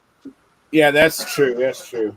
So just always make sure that it's not too flooded. Yeah. Did you get yours, Rusty? No, not yet. It'll probably be here tomorrow. And if it's got here today, then or yesterday, whenever he said, Mine came Saturday. mine should be here. That's Yeah, really mine weird should be here tomorrow. because Charles was supposed to be there last because it was all the way to California. Hmm. Find out Well, if Dennis got his. Because I said yours and Charles and Dennis's all out on the same day. Okay. Well, that might be in the mailbox right now. Maybe nobody checked the mail today. So I don't know. I'll check in the morning though. There was no mail today, Rusty. Yeah, I know, but it could have been sitting out there since Saturday. Oh, okay. Yeah. Yeah, because it went ground. So, and they're just, small packages. I packed them in a battery box. Was yours okay, Charles? It wasn't beat up or anything? Oh, it's fine. Yeah, I think it's gonna fit perfectly in that plastic box I have for the battery carriage. I mean, for the starter. Yeah, you got to take a Dremel and go in there and widen out a couple places, and that battery will fit right in there and just bring the tail out.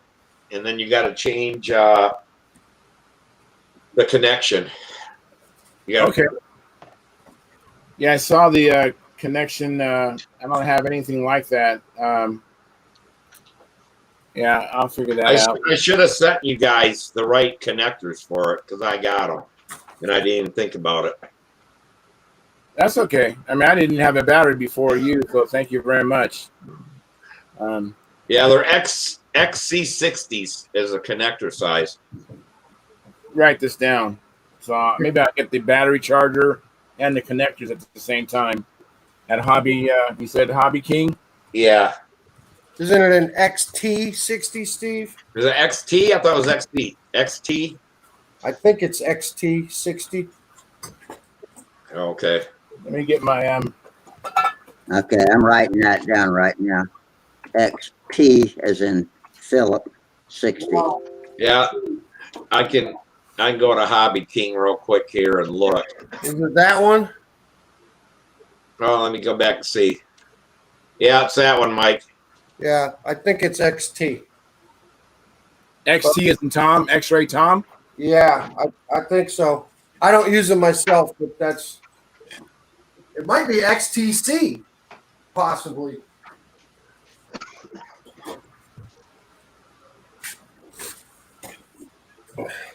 Just if you have a hobby shop that sells a lot of cars, RC cars and drones, they'll have them on the wall. They'll have them on the wall. Okay. They're real popular.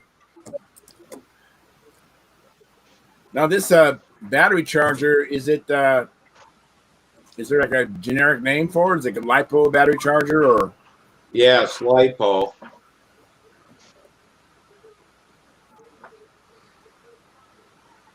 Let me see here. Where we at?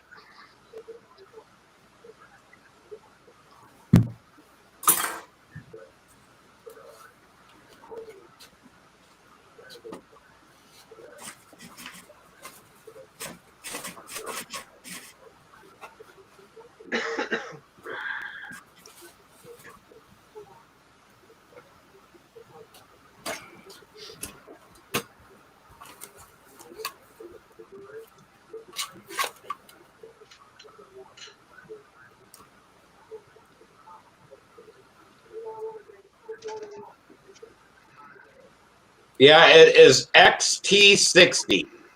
Yeah, XT60. Okay. Yeah. I need the XT60 male plug. Yeah, and then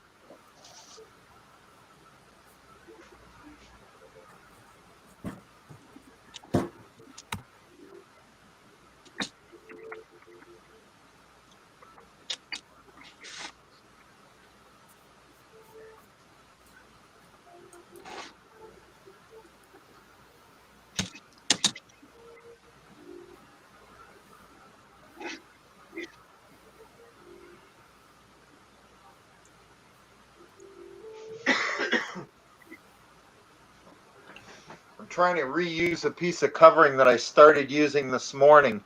What happened was I started putting the first piece of covering on this wing, and what happened was I forgot to blunt the leading edge because it's an art kit from Bodak, and then the leading edge is as sharp as a razor. Right. I started putting the first piece of covering on, and I went, wait a minute, I better take that off and blunt out the leading edge. So that's what I did. I took the covering off and blunted out the leading edge, resanded it all. Now I'm going to try and reuse that piece of covering. I don't know if I can salvage. Didn't have it completely on, but I had it like kind of tacked on the corners and in a few other places. Oh, okay. And then I thought, oh shoot, I can't start yet. I gotta do that, sand that leading edge. Right. Yeah, I like your shop. So It looks far, pretty so nice. good. I see you got the picture from Wendy up there at the top. I got all kinds of windy pictures in here. I got windy pictures all over in here. Wow, that is awesome.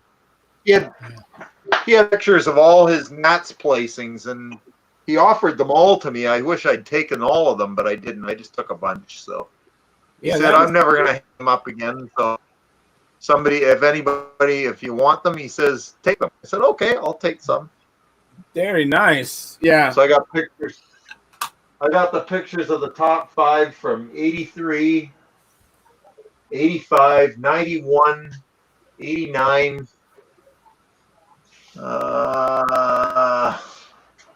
2006. Looks like the most recent one I have was 2006. Wow, very nice. Yeah, I mean, I can't see your whole shop, but what I can see looks pretty good.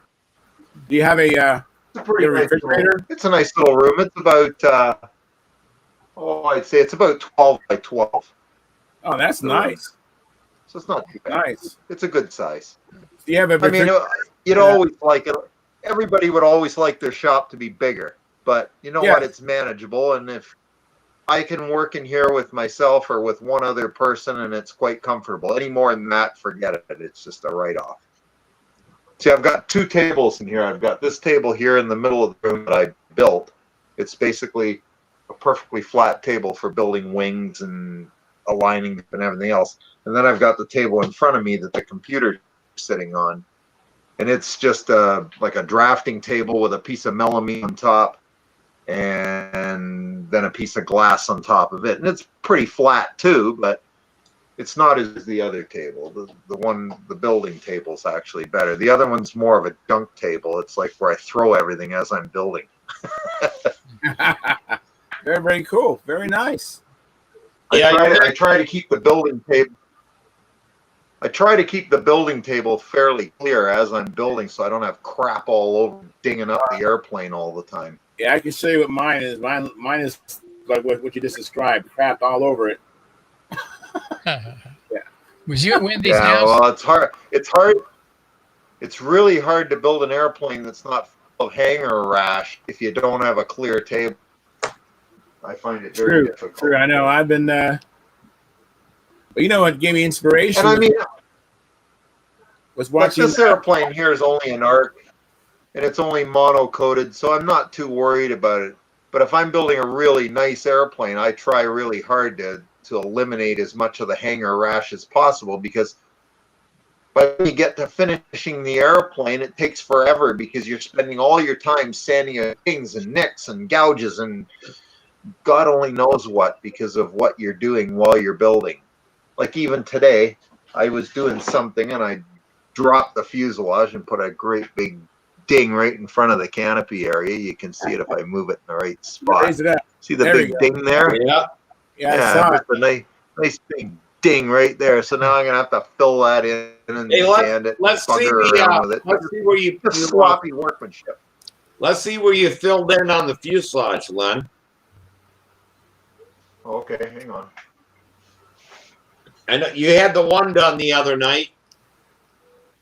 Yeah, I got it done. I finished that one and sanded it all out. It's got the webbing in the back. Yeah. Came out really nice. It's nice and smooth. Sheeted on both sides. And then what I did here is I just took a piece of 1/2-inch balsa. And what I did is I didn't want to try CAing it in because it dries too fast. So what I did is I just soaked it up real good, both pieces with Tight Bond, and then slid it in and let it dry. And then I just sanded it a little bit with a belt sander out in the garage, like my stationary belt sander, and then did the rest with a block just down here. It worked out really well. Yeah. Nice. And the joint's nice and tight. Yeah, it looks good. So yeah, it fit pretty good, and the fuse is nice and stiff now. It won't go anywhere, that's for sure. And now I don't have to try and figure out how to cover it to cover the holes. I can just, a couple of coats of clear and a couple of coats of DC 540, and we're ready for.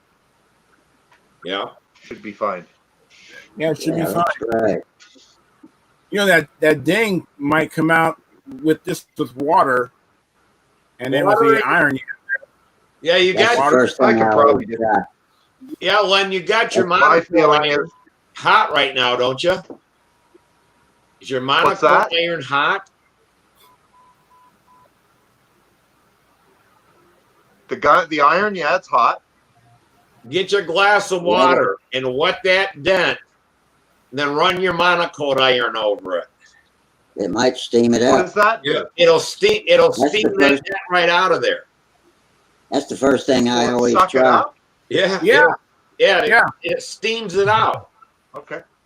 Yeah. That's All the right, first thing I always Get do. it. Sometimes you can get it I even a little bit Never proud. heard of that. Yeah, I it keep works. the spray bottle next to me all the time and spray little. So what do I do? Little Just things wet the wood always with a come piece of out. paper towel? Yeah, or your finger. Just wet the wood with. Your fingertip, soak it with your fingertip. Hang on. Usually I use spit because I'm too lazy to come all the way upstairs to get damn water. Oh, that's I do for the little ones too. I've never tried spit. It works. Try not to do it too much, but I've been known to. Oh, that I just looked at Charger is $10.62. They're out of the $7 one. Oh, But okay. it's a new one. It has a balancer and you can check your batteries. Okay. And everything, so that's kind of nice. But yeah, Is $10.62 isn't too bad for Charger. there an item number there I could use? I can just find it by the item number. I can go back in and look it up. No, that's okay. That's okay.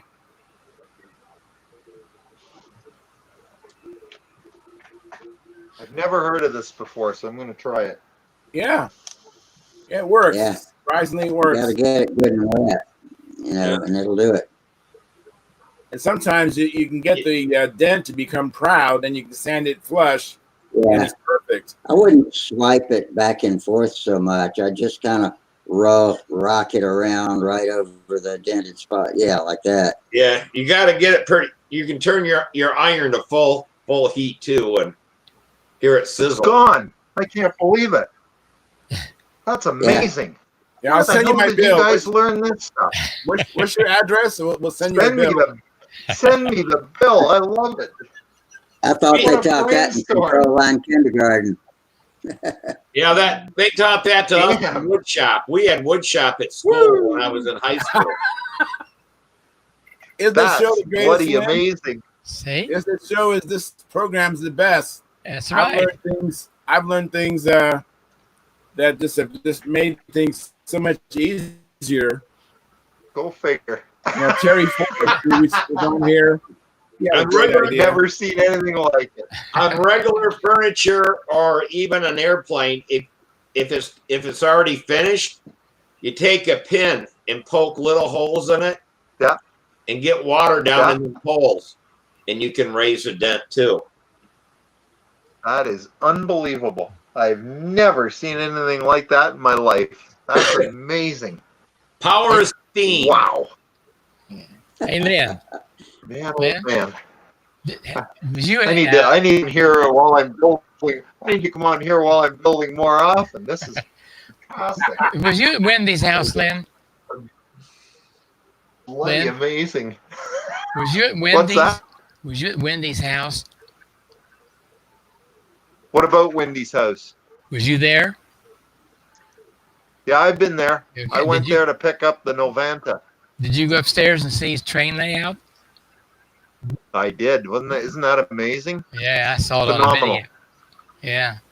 I've seen the train layout. I've seen the Spitfire bedroom. I've seen all of it. Unbelievable. It was quite the. We only had a day to spend with Wendy. We drove the 13 hours from Canada all the way down to New Jersey. Took us 13 hours to get there. We got up the next morning, went to Wendy's place, spent the whole day with him and Karen, and out for dinner. And then the next morning, then they drove us back to our hotel room. And the next morning, we got back in the car and drove all the way back to Canada. And it cost you to get out of the state. That was quite the. Then What's that? Yeah, he busted me out. The only thing I was a little bit worried about was getting across the border with the airplane, but they didn't complain. They didn't say anything. But yeah, it They cost asked you to me get what out. I bought while I was over there. Didn't cost me anything. It They cost asked you me to what get I out. bought while I was there. I Oh. said a model airplane. When I was Oh. over there, it They looked like didn't. They didn't.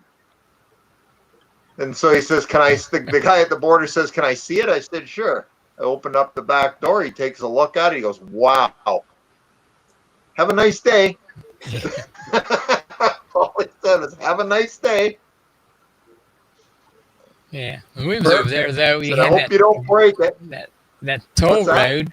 That toll road, you had to pay to get out of the state. You can go in, but you got to pay to get out of it. Oh yeah, you pay Yeah. your tolls. Everybody Yeah. pays their Yeah. tolls. That was not a problem. Well, My biggest problem was trying to find Rutherford, New Jersey. I had a hell of a time. We made more wrong turns trying to get there than I ended up in Newark just as it was Oh. getting dark in the Oh, bad God. area. I was scared out of my friggin' mind. Yeah. I've never been so scared in all my life. And I knew I wasn't going the right way. And Naomi says to me, she says, "Oh, just keep going a little bit further." I said, "The heck with that. We're getting out of Dodge." Said, "I'm getting back on the highway." I said, "At least on the highway, I feel safe." I got out at one point and went into a gas station with the bars on the windows and everything, and I was scared out of my tree. And I asked the guy a question. He didn't even answer me. He just went like this. I'm back in the car. I'm out of here. Oh, Hey, man. that was like me and my Not very brother. friendly. No. What's that? Me and my brother went to Kitchener for a Yeah. RC contest, and I'd been there a couple times, but we go in. I told them, I said, they're going to ask you if you have anything to declare. Just say no. He said, all right. So we come into Canada. They said, you got anything to declare? I said, no. They looked at my brother. They said, you got anything to declare? He goes, I don't think so. She goes, we'll find out. Oh, no. I don't think so. They tore my Wrong car answer. apart. They had a damn Wrong answer. Yeah, they had a drug sniffing dog. They took everything out of the damn suitcases. Oh man. And so I'm standing there smoking a cigarette, and but I grab a cigarette, light it up, and my pack was empty. So I crumbled it up and opened up the garbage can and threw it in. And when I did, 6 guys came from someplace. I have no idea where they were hiding. They came They and dove in after the cigarette pack. Yep. Went and grabbed They dove in after that. and tore it all open and look. I'm like, it was empty. I was just throwing it in the trash. And the guy says, we told you not to touch anything or throw anything away. And I'm like, I'm sorry. It was an empty cigarette. It's a habit, But yeah, we got out of there. And I told my brother, I said, you ever do that shit again? I said, I'm leaving you there in fucking Canada.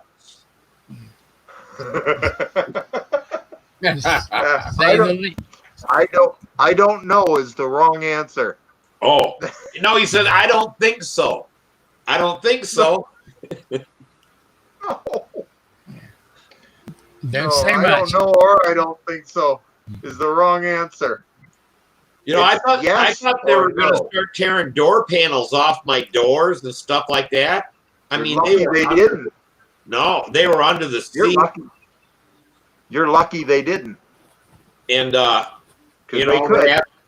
They asked me, they said we got to pop the trunk. Well, it was a Fiero, and I think it kind of eased their mind because I said, well, the hood pops open and there's kind of a trunk in there too. They said there is, and I'm like, yeah. And I said, you pull that handle right there. They pulled it, popped the hood up, and the hood just had like a little teeny trunk space. And they looked around in there, and then, all right. We sort of had the same thing when we were going to the U.S. Nats back in 2012. We got to the border, and they asked us about, do you have anything to declare, when you're crossing, right? And the lady comes up to the window and she says, don't be afraid or anything like that, but randomly we pick the odd car and we do a search. I said, okay, that's no problem. She says, I want you to go pull over there, park, and we're going to search your vehicle. It'll only take a few minutes, but we have to do every 6th or 7th car or something, we do a random search. No problem. So I go pull over. And they tell us all this stuff about, do you have any food? Do you have any this? Do you have any of that? And no. They must have had 10 guys surround our vehicle, and they're going to search every square inch of it. Do you have the key for the top part? It's locked. I go out and lock it for them. They go through, they pull our luggage out and this and that and have a quick look through that. Then they open up the side door and see all the model airplanes. Those 10 guys within 1 minute couldn't have cared less about the search anymore. All they wanted to do was talk about the model airplanes. Oh, cool. They wanted to talk about model airplanes for a half an hour, and then they said, you just have a great vacation and Don't worry about the search. Oh, don't worry. That's all fine. You're good to go. Away you go. You have a great time. They could have cared less. Once they saw the airplanes, they could have cared less about the search. Yeah. And I think the one problem was with me and my brother was we didn't have any airplane stuff with us. We went there just because we had friends flying at the contest. Yeah, see, Well, let me ask they y'all this. suspect something. Yeah. Both of these borders y'all are talking about, this is the American staff side that's searching your cars, or was No, mine was searched by the Canadians. This was the Canadian side. Canadian. Mine was the American side. okay? Canadian. The only other time I went through on my motorcycle, and I went through Port Huron and you cross there back in by Niagara Falls. And I went to Massachusetts and all that kind of stuff on my motorcycle. Well, they got freezing rain there in upstate New York and Massachusetts. It was freezing in June. So I'm like, I'm headed home. Yeah. So I went back to the motel, packed up all my shit, and told them I was, leaving early, a couple of days early, and went back. Well, I was going to stay there in Canada, They asked me, how long are you going to stay? I said, well, I think I'm going to get me a motel, and then go home tomorrow. I said, I'm getting tired. Well, the weather forecast was for like 29-degree weather the next morning, and I'm like, screw that. I'm going all the way home. So I headed back across, and when I got there to Port Huron, I pull up. They said, where you going? I'm just going home and stuff like that. And they're like, why'd you tell the Canadians that you were going to spend the night there in Canada? I said, because I was going to, but it's going to be so cold tomorrow. So then our side gave me a bunch of shit, but they didn't search the motorcycle or anything. They just said, all right, take off. But Okay. yeah, I can't believe that when I told them that, they wrote down. And when my license plate, I guess, came up going back into the United States, they knew that I was going to spend the night, and I didn't. Hey, we got some travel advice from Wow. Phil Bailey. He says don't ever go up there without one of the newer Garmin's that's up to date, because New Jersey's exits have 2 or 3 ways you can go, and if you go the wrong way, it takes forever.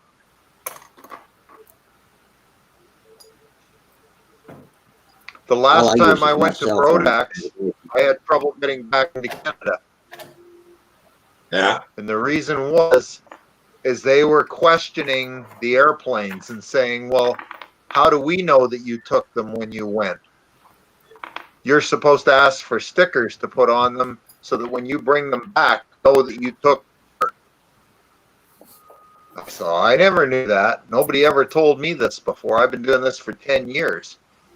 He says, well, you see, the problem is you could have bought all those airplanes when you were down in the States. We don't know that they're yours.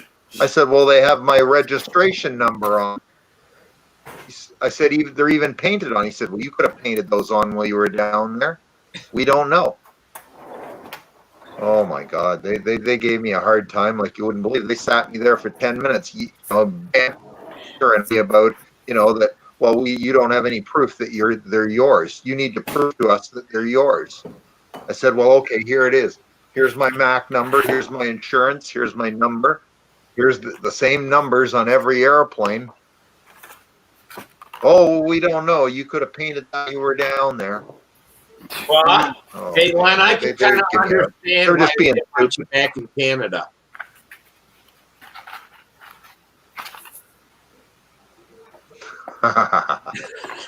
Well, they could open one of my planes up and find a blood spot and do a blood test on me and see if it's my plane or not.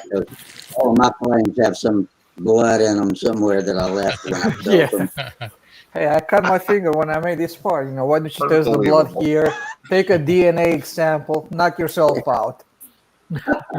Go ahead, Yeah, I'm gonna that wait. plane's got my DNA in it. Unbelievable. Yeah, it is unbelievable. So I thought I might be living in the States permanently. Otherwise, I was going to lose all my airplanes. Oh, no. Yeah. Wow. Well, stupid is stupid does. I guess I could have left I guess I could have left Naomi at the border, but I didn't think that was a good idea. No, not a good idea. Yeah, you probably regretted that. Yeah. Not a good idea. No. The only Good only idea. thing I bought that I brought back from the United States is her.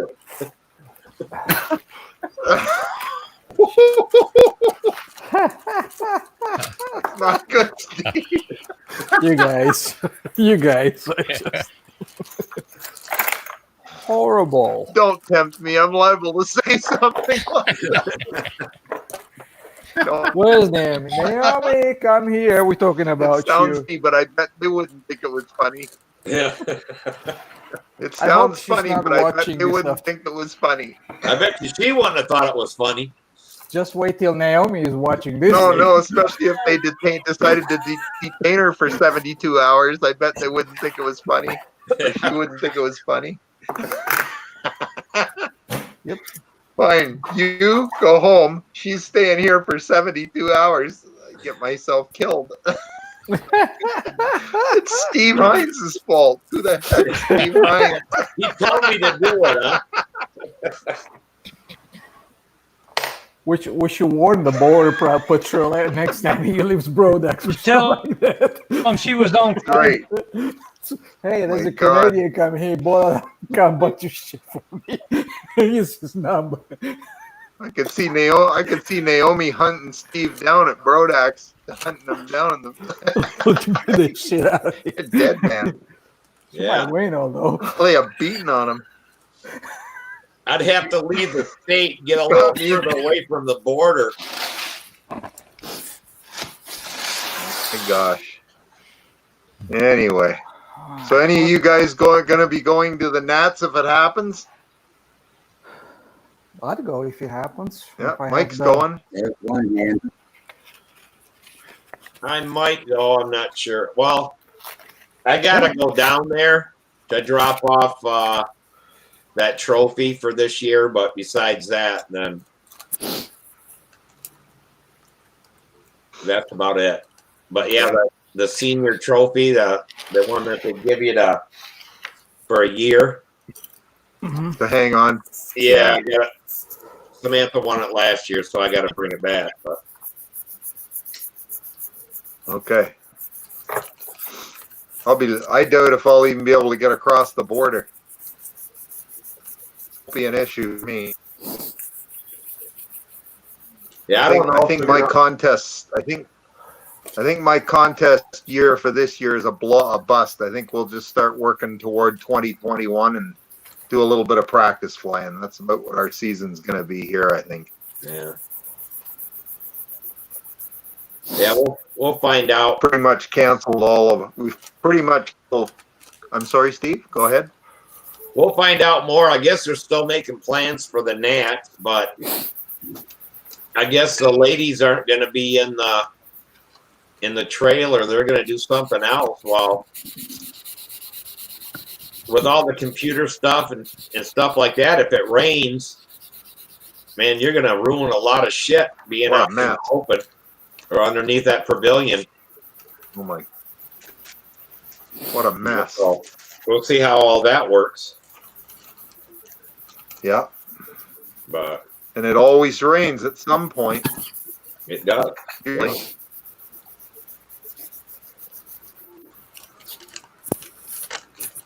But they may have some kind of backup plans. I don't know what they'll do.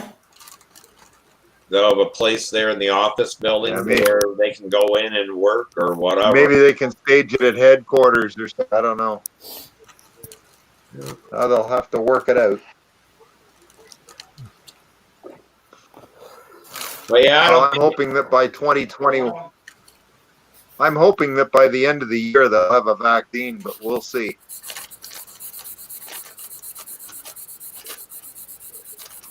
Yeah, And then, I figure by next summer they'll have enough of them. If they have it. In the meantime, I go to work and I wear my mask. What else can you do? But yeah, it could. I mean, to make 3 billion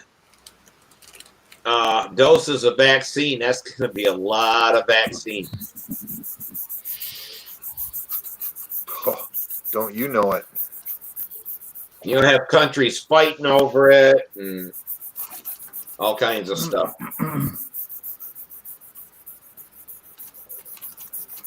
Hey, y'all don't talk about that stuff, okay? I'll be back in just a minute. All righty. So I guess whoever goes to the Nets this year is going to have probably not going to be too many over there showing up because of this. I wonder who's going to show up because of this. Yeah, I don't know. Then what if you win it this year, because nobody shows up? What does it mean to you? Kind of empty, huh? It can be kind of empty for some. Yeah. I mean, you wanna win it because you put a good fight for it, right? Right. Otherwise, you go like whatever, Yeah, it is what it is, It's just a deal to where I'm hoping this if year you is going win, to be you my win year. because it's whoever shows up that you fly against. So that's Yeah. in every contest. That is true. No matter who's there, you still got to beat them. Right. Yep, exactly. Yeah, but what if you have very little competition when you go there? Just like who the heavy hitters are, right, from the previous year. So Right. if none of them are there, Well, I mean, you just whatever, I think all the But heavy always remember, if they're not there, they're not there because they chose not to be there, and you chose to be there. So Yeah. that's the difference. I tell you something. My first competition when I flew beginner, I never felt good about that trophy. I felt like, but there was another guy that was sandbagging there as well. So he was the eternal beginner, right? So I don't know what to say over there. I mean, I was like, I don't know. How many adults were there Where? in beginner? A lot. There will be a bunch of them. We have like more Well, than over 6, I think. Yeah, so you flew against There's still 10 adults in beginner every year, 10 or 12. yeah. So you fly against They're the competition you got. Yep. But you can bet that the top guys will be there. The top guys from intermediate that, think there'll be less competition, so they're going to go. And I figure that the people who don't stand a chance that just go there for fun, they'll probably be the ones that don't show up. And the ones that are hungry, they're going to be there, and they're going to try to win because Yeah. that's what they do. It never changes. If you're hungry enough and you want it bad enough, you're there and you're going to try and win. Yeah. And when you're in that mindset, and we all have a time when we're sort of in that mindset where we want badly to do well, I don't know. I don't really care too much who I'm competing against. I want to do well, and I want to fly well. If I fly well and I win something, hey, it's all good. Well, I guess the way I should think about it is if I fly and I know I did on the scores, I have the best scores I ever got, and knowing that you would have won it either ways, right? Either way, right? Yeah. Then, yeah, I guess. Well, that's like with Samantha, really a lot, the intermediate and flying in advance, that was more for her than flying for the Walker Cup or flying for junior or senior. I mean, some years she didn't fly against anybody. She just had to put up takeoff and landing, and she had to do a wing over. And basically she won. I mean, she could have did a wing over and then flew out level laps and won it because there was no other competition. I see. That's right. Yeah. And you know what? She should feel good about it because she was there. She did it. It's all good. But, that was the whole thing, is to see Absolutely. from one year to another. I'm going to interrupt. not always going to be that way, though. You know. Yeah. Other I wonder times how you am I have to gonna. fight like heck to win. Yeah. I really wonder how am I gonna do this year compared to last year. I think I'm gonna be just about the same because I have no practice. Yeah. Well, you got another month and a half. Mhm. Hey, Len, you wanna Yeah. pull on a What's that, Tryon? monocoat? I said you wanna pull on a monocoat, right? And get it nice Yeah. and straight as you can possibly get, and then just Yeah. fold it over. You weren't on here, but I was telling these guys my situation with this piece is that I started putting it on this morning and I peeled it off. And the reason I peeled it off is it's an art kit and Okay. the leading edge is pointed almost. So what I did is I piece mono coat off, sanded the leading edge blunt, Oh, I see. And you and now cut I'm trying to reuse it. I may be able to salvage it, and I may not be. It's not my usual way of doing it. Yeah, who cares? It's just it's a practice plane, right? Yeah, it's just a quick thing. This isn't for a super duper finish or anything. Yeah. Well, what It's I'm just doing, an art kit. if you guys are wondering what I'm doing here, I'm sanding with 600 grit paper right now. So I went through I started, I think, once 180 or something like that, and then move up to 360, 600, and I double it every time, 1200 and 2000. So yeah, this is at 600 right now, so I'm not sure if you can see Oh it. wow, okay. So you're sanding the aluminum, huh? Yeah, polish the molds, yeah.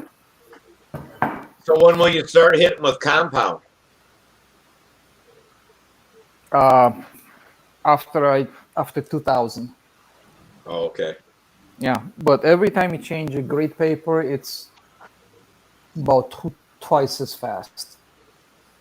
So if the first one took you 2 hours, the second grit is going to get you 1 hour. The third grit is going to give you half an hour. Fourth and fifth are just still about half an hour because it's just, nature of the beast. But it gets faster and faster, long story short.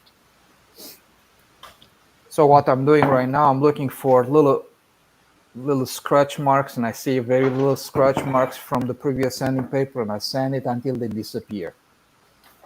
Okay. And that's that. So, and hopefully we're gonna get a nice finish.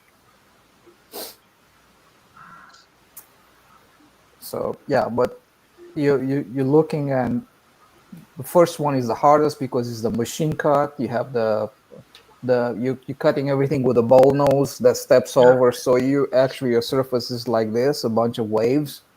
So when you sand the first one until you see everything disappearing, all the machine marks disappearing, that's the most labor intensive one. And after that, everything just becomes easier and easier. But to be honest with you, I'm not really sanding in here on the hinge line part. Here on the hinge line, Yeah. on both sides of it, I'm not sanding anything over there because it's already a very nice surface and looks good, and it's the hinge line. Yeah, you got to be careful not break that edge or whatever with sandpaper. Even if you do, when you close the molds, it's gonna be fine, and the Kevlar strip is gonna stay in between them anyways. So you know how we cut put the zona, so when you have about a 1/16 of an inch width worth of free area, whereas you have just the Kevlar for the hinge line. So it should be fine.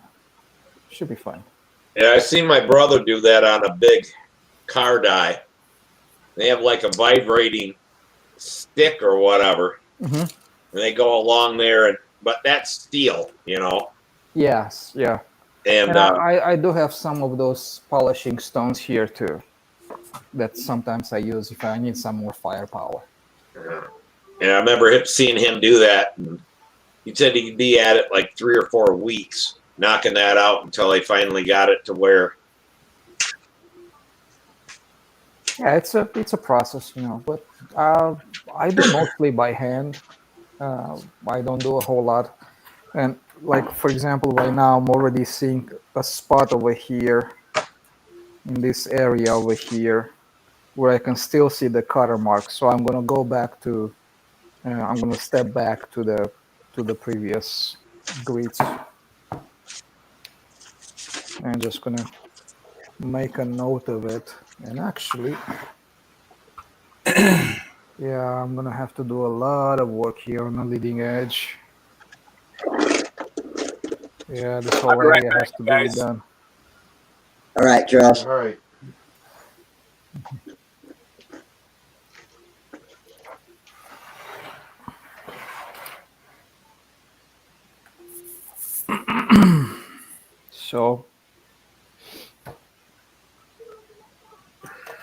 So anybody do any building over the weekend?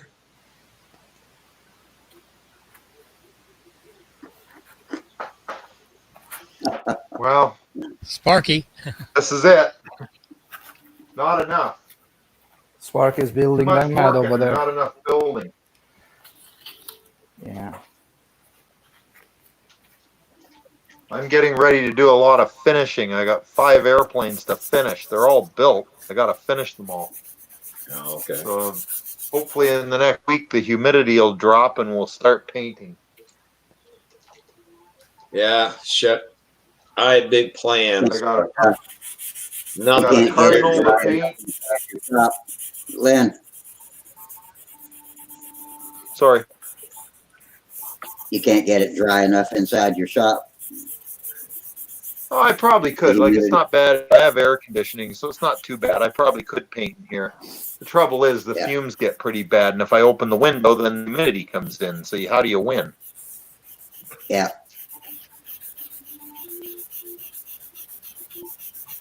Yeah, I turned my air conditioning on yesterday. Yeah, me too. First day. Yeah. It was, I don't know, 86 or 87 here today. Humid as can be, but. I don't know what it was. All I know was all right. I was looking forward to fly a little bit this what it weekend, but it's just so windy and crappy. It's raining. I'm supposed to fly tomorrow. Yeah, we had some thunderstorms come through the past few days. Yeah, they said that you guys got about 3 or 4 more days of that stuff coming through out of Texas or whatever in batches or days. One day it'll be okay, and the next one will hit the following day. So yeah, it's like a roller coaster.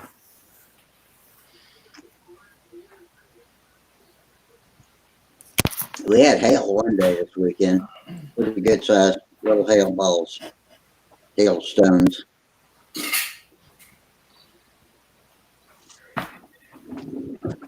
Hail balls, yeah. they're calling for rain here for 4 days in a row, but Friday through the weekend is supposed to be real nice, but we'll see what. But then the wind will blow. That was like today. It was hot. Sun was shining. Wind was blowing. It's like, damn.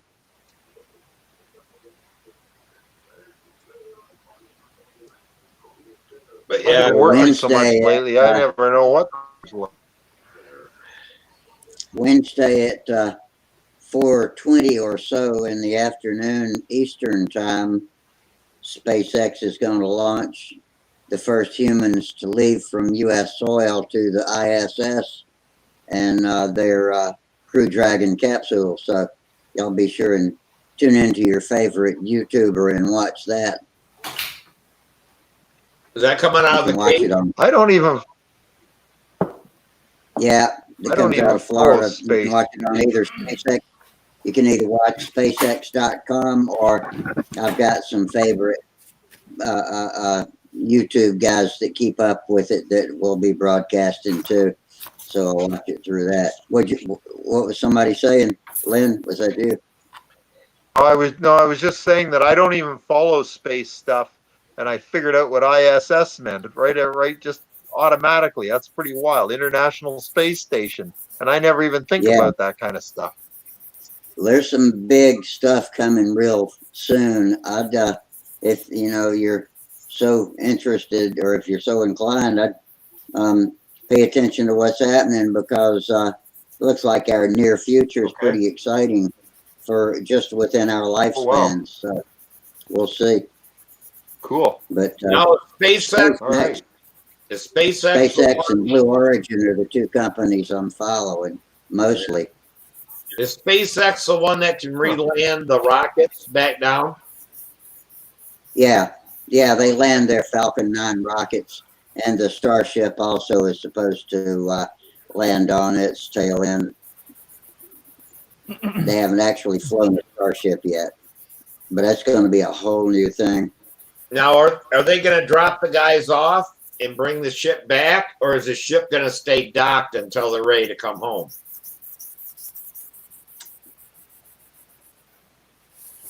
Oh, no, they're going to, you mean to the space station? Yeah. No, they're going to leave the Crew Dragon docked with the space station for the duration of their stay, because this is the first human shakedown run. And not only that, they want to see how their astronauts do, they also want to see how a reasonably long-term stay at the station works out with it, how long it can, how it will stay up there without malfunction. And so sometimes in the future, sometimes they'll come and go. There'll always be a rescue craft, as there usually is now. But plans are going to change for the space station soon enough that I wouldn't even speculate as to what the near future holds for us on station backup craft for emergency purposes is going to be. These guys, yeah, they're going to ride the same one home that they rode up there. Oh, okay. There's only two guys going now, and this thing will hold. If they have to, it'll hold 7, but it's not designed to run a 7 astronaut ferry every time, but it can do it. Okay.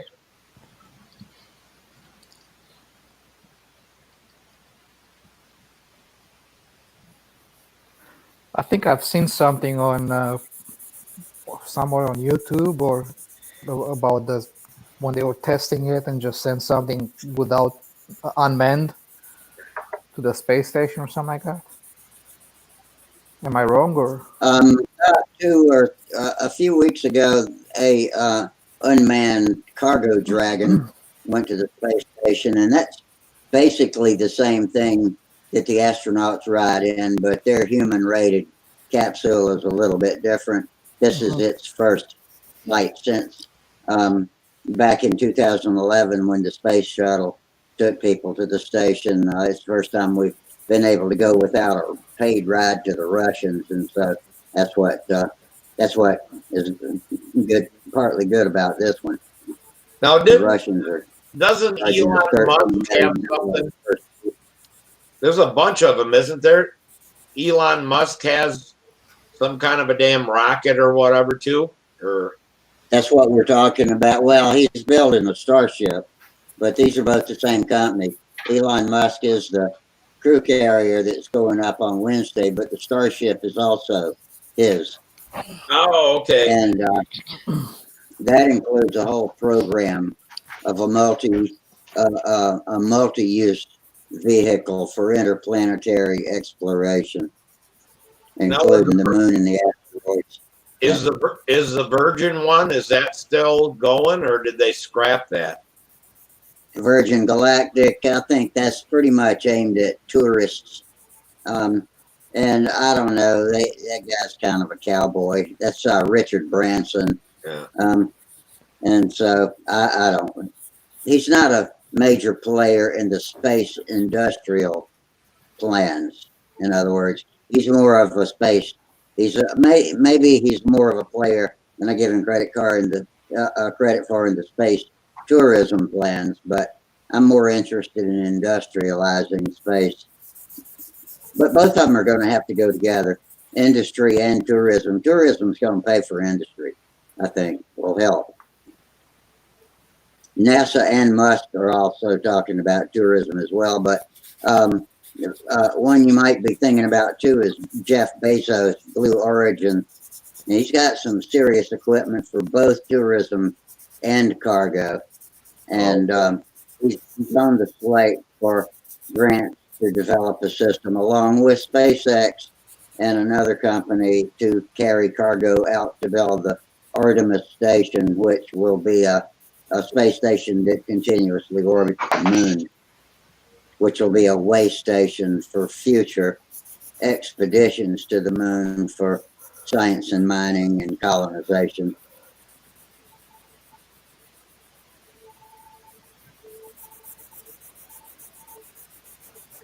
Yeah, somebody's going to have to come up with how to get all the junk out of space. They're working big time on that. You know, they keep sending stuff up over and over and over, and it's like, you know, they need to work hard on getting the. They've been working hard on not leaving junk up there. And they're getting better and better at it. None of those Starlink satellites that Musk is sending up are leaving. They're self-destructing and come down with no debris, almost no debris at all. They've got krypton fuel, which is for ion propulsion, and so no chemicals, and they're built thin and light enough so that they almost just evaporate when it's time to deorbit them. Oh, okay. I think they all evaporate when deorbit. Some evaporate more thoroughly than others. Oh, okay. I see what you're saying. Yeah. Yeah, well, some of them just run out of juice or whatever, power, and they just die up there. Mm-hmm. And that's old. Yeah, old stuff. We're not building much stuff that does that anymore. Yep. Speaking of Canadians and did you guys ever watch Just for Laughs? Yeah. Mm-hmm. And they have some episodes over there where they have like a satellite is smashing on the hood of a car, and some man in black, come and grab it and move, and they look at the people that are just the bystanders, just looking around and go like, "Shh, don't say a word." Yeah. It's just funny can be. Yeah. When they have ET over there. You see the one where they have the funeral out in someone's front yard, and the owner of the house comes out, and they tell him to be quiet, they're having a funeral there. The ideas that those guys come up with, it's just funny, Yes. Yeah. The funniest one was called the Underwear Cops, and you can probably watch it watch it on YouTube if you just type in Underwear Cops, Just for Laughs, Underwear Cops. And this guy's pulling a lady over, she pulls over in front, and he goes over there and talks to her, and he's missing his pants, right? So, and the reaction that the girls have, you should see the windows coming up, just sticking the license just through a little crack, stuff like that. And then he calls his partner, like, "Hey, come take a look at his stuff." But his partner comes out, and then he's also missing his pants, but his partner is wearing those stockings with with the stuff that you suspend them from, right? So it's just. All right. Anyways, they are nuts. Canadians are nuts. What's totally fun, Yeah. They should do one on land. Well, they got a lot of time to think about that shit when they got 9 months of winter up there. Oh my God, yeah. Well, there was one. Come on, we don't have a damn winter. They had one in which like a cop was like pulling somebody over for no reason whatsoever, and there's a guy with a crane past him. It's like, why did he pull you over? Like it doesn't make any sense. They should pull you over, stuff like that. So the cop is going after the guy in a car, and he hooks up the cop with a crane, and pulls him up in the air, and he leaves. the crane unattended. And the cops looks at the guy that he just pulled over, bring me back down because you don't bring me back down. I'm going to get you. Right. So the poor guy gets out of his car, tries to operate the crane. And obviously the box is so dumb. He's like, pull me down. And he pulls a lever, he gives the cop up higher. It's like, oh, no, up, down. He's trying to move the lever in opposite direction. Now the crane is swinging over.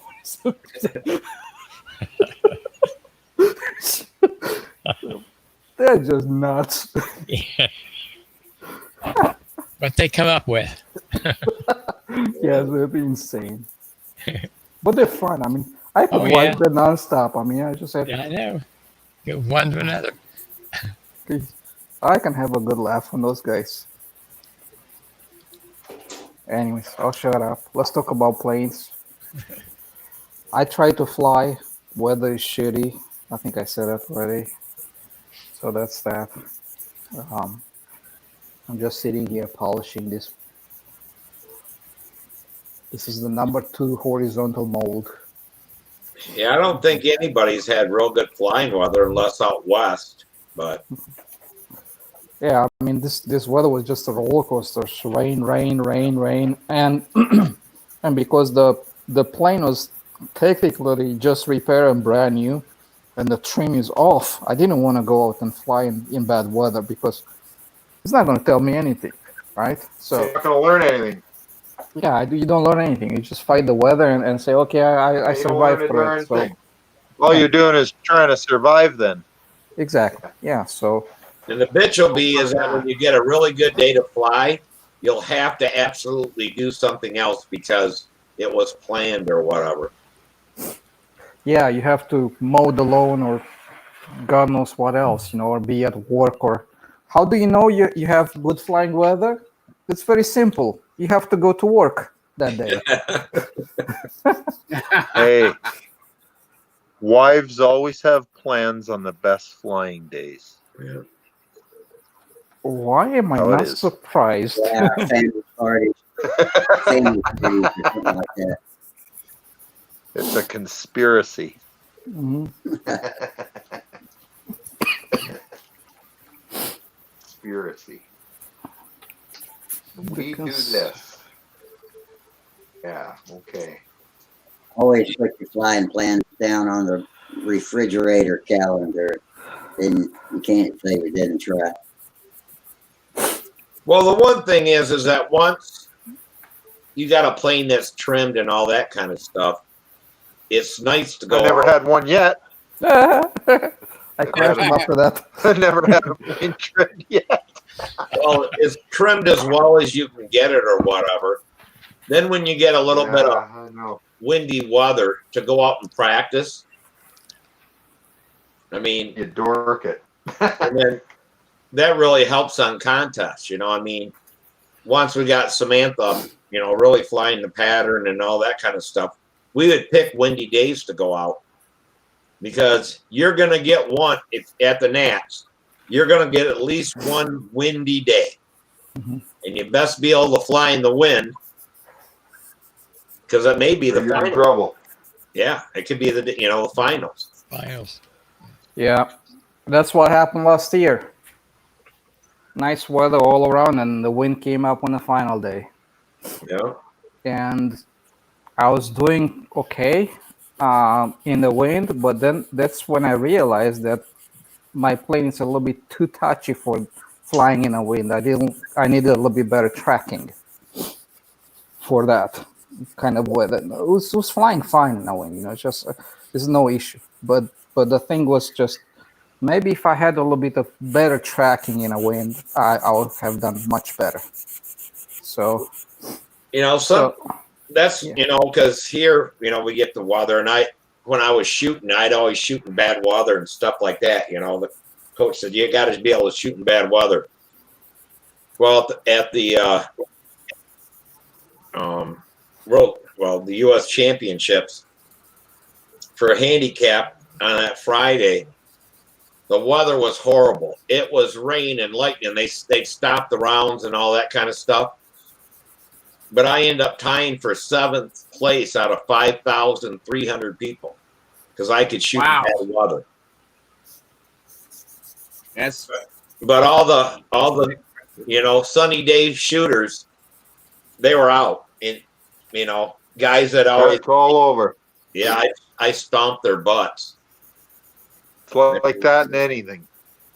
Works like that in control line too. And if it wasn't You're the for guy who that, can fly in the wind. Well done. if it wasn't for my brain, I should have been about third or fourth. But I dropped the last target out because I was so nervous because I knew I never shot that good. I was up. I knew what the other scores were and stuff, and let the pressure get to me. But seventh, I didn't figure was too bad. Oh, I mean, should have read out that of that many quote from competitors, it's very good. I mean, Very good. that's a good result, Steve. Man, heck, out of Yeah, it is good 5,000 people, results. Yeah, out of 5,000. I'll take it. Wow. If you don't take it, I will. I've won out of a couple thousand, but that's the best I ever did when, the best in the world. I mean, we had people come from all over to shoot the Grand American. But Annie Oakley won that. Annie Oakley. I used to remember Annie Oakley stories from when I was a kid. And Yeah, she actually won the handicap or something, the Grand American. It's a big picture of her and stuff like that. She was a good shot. But that was right outside of Dayton, Ohio, where it was for years, and that's where she was there. It showed pictures of her and Buffalo Bill, and all of them went down there to watch her shoot in the Grand American. So, but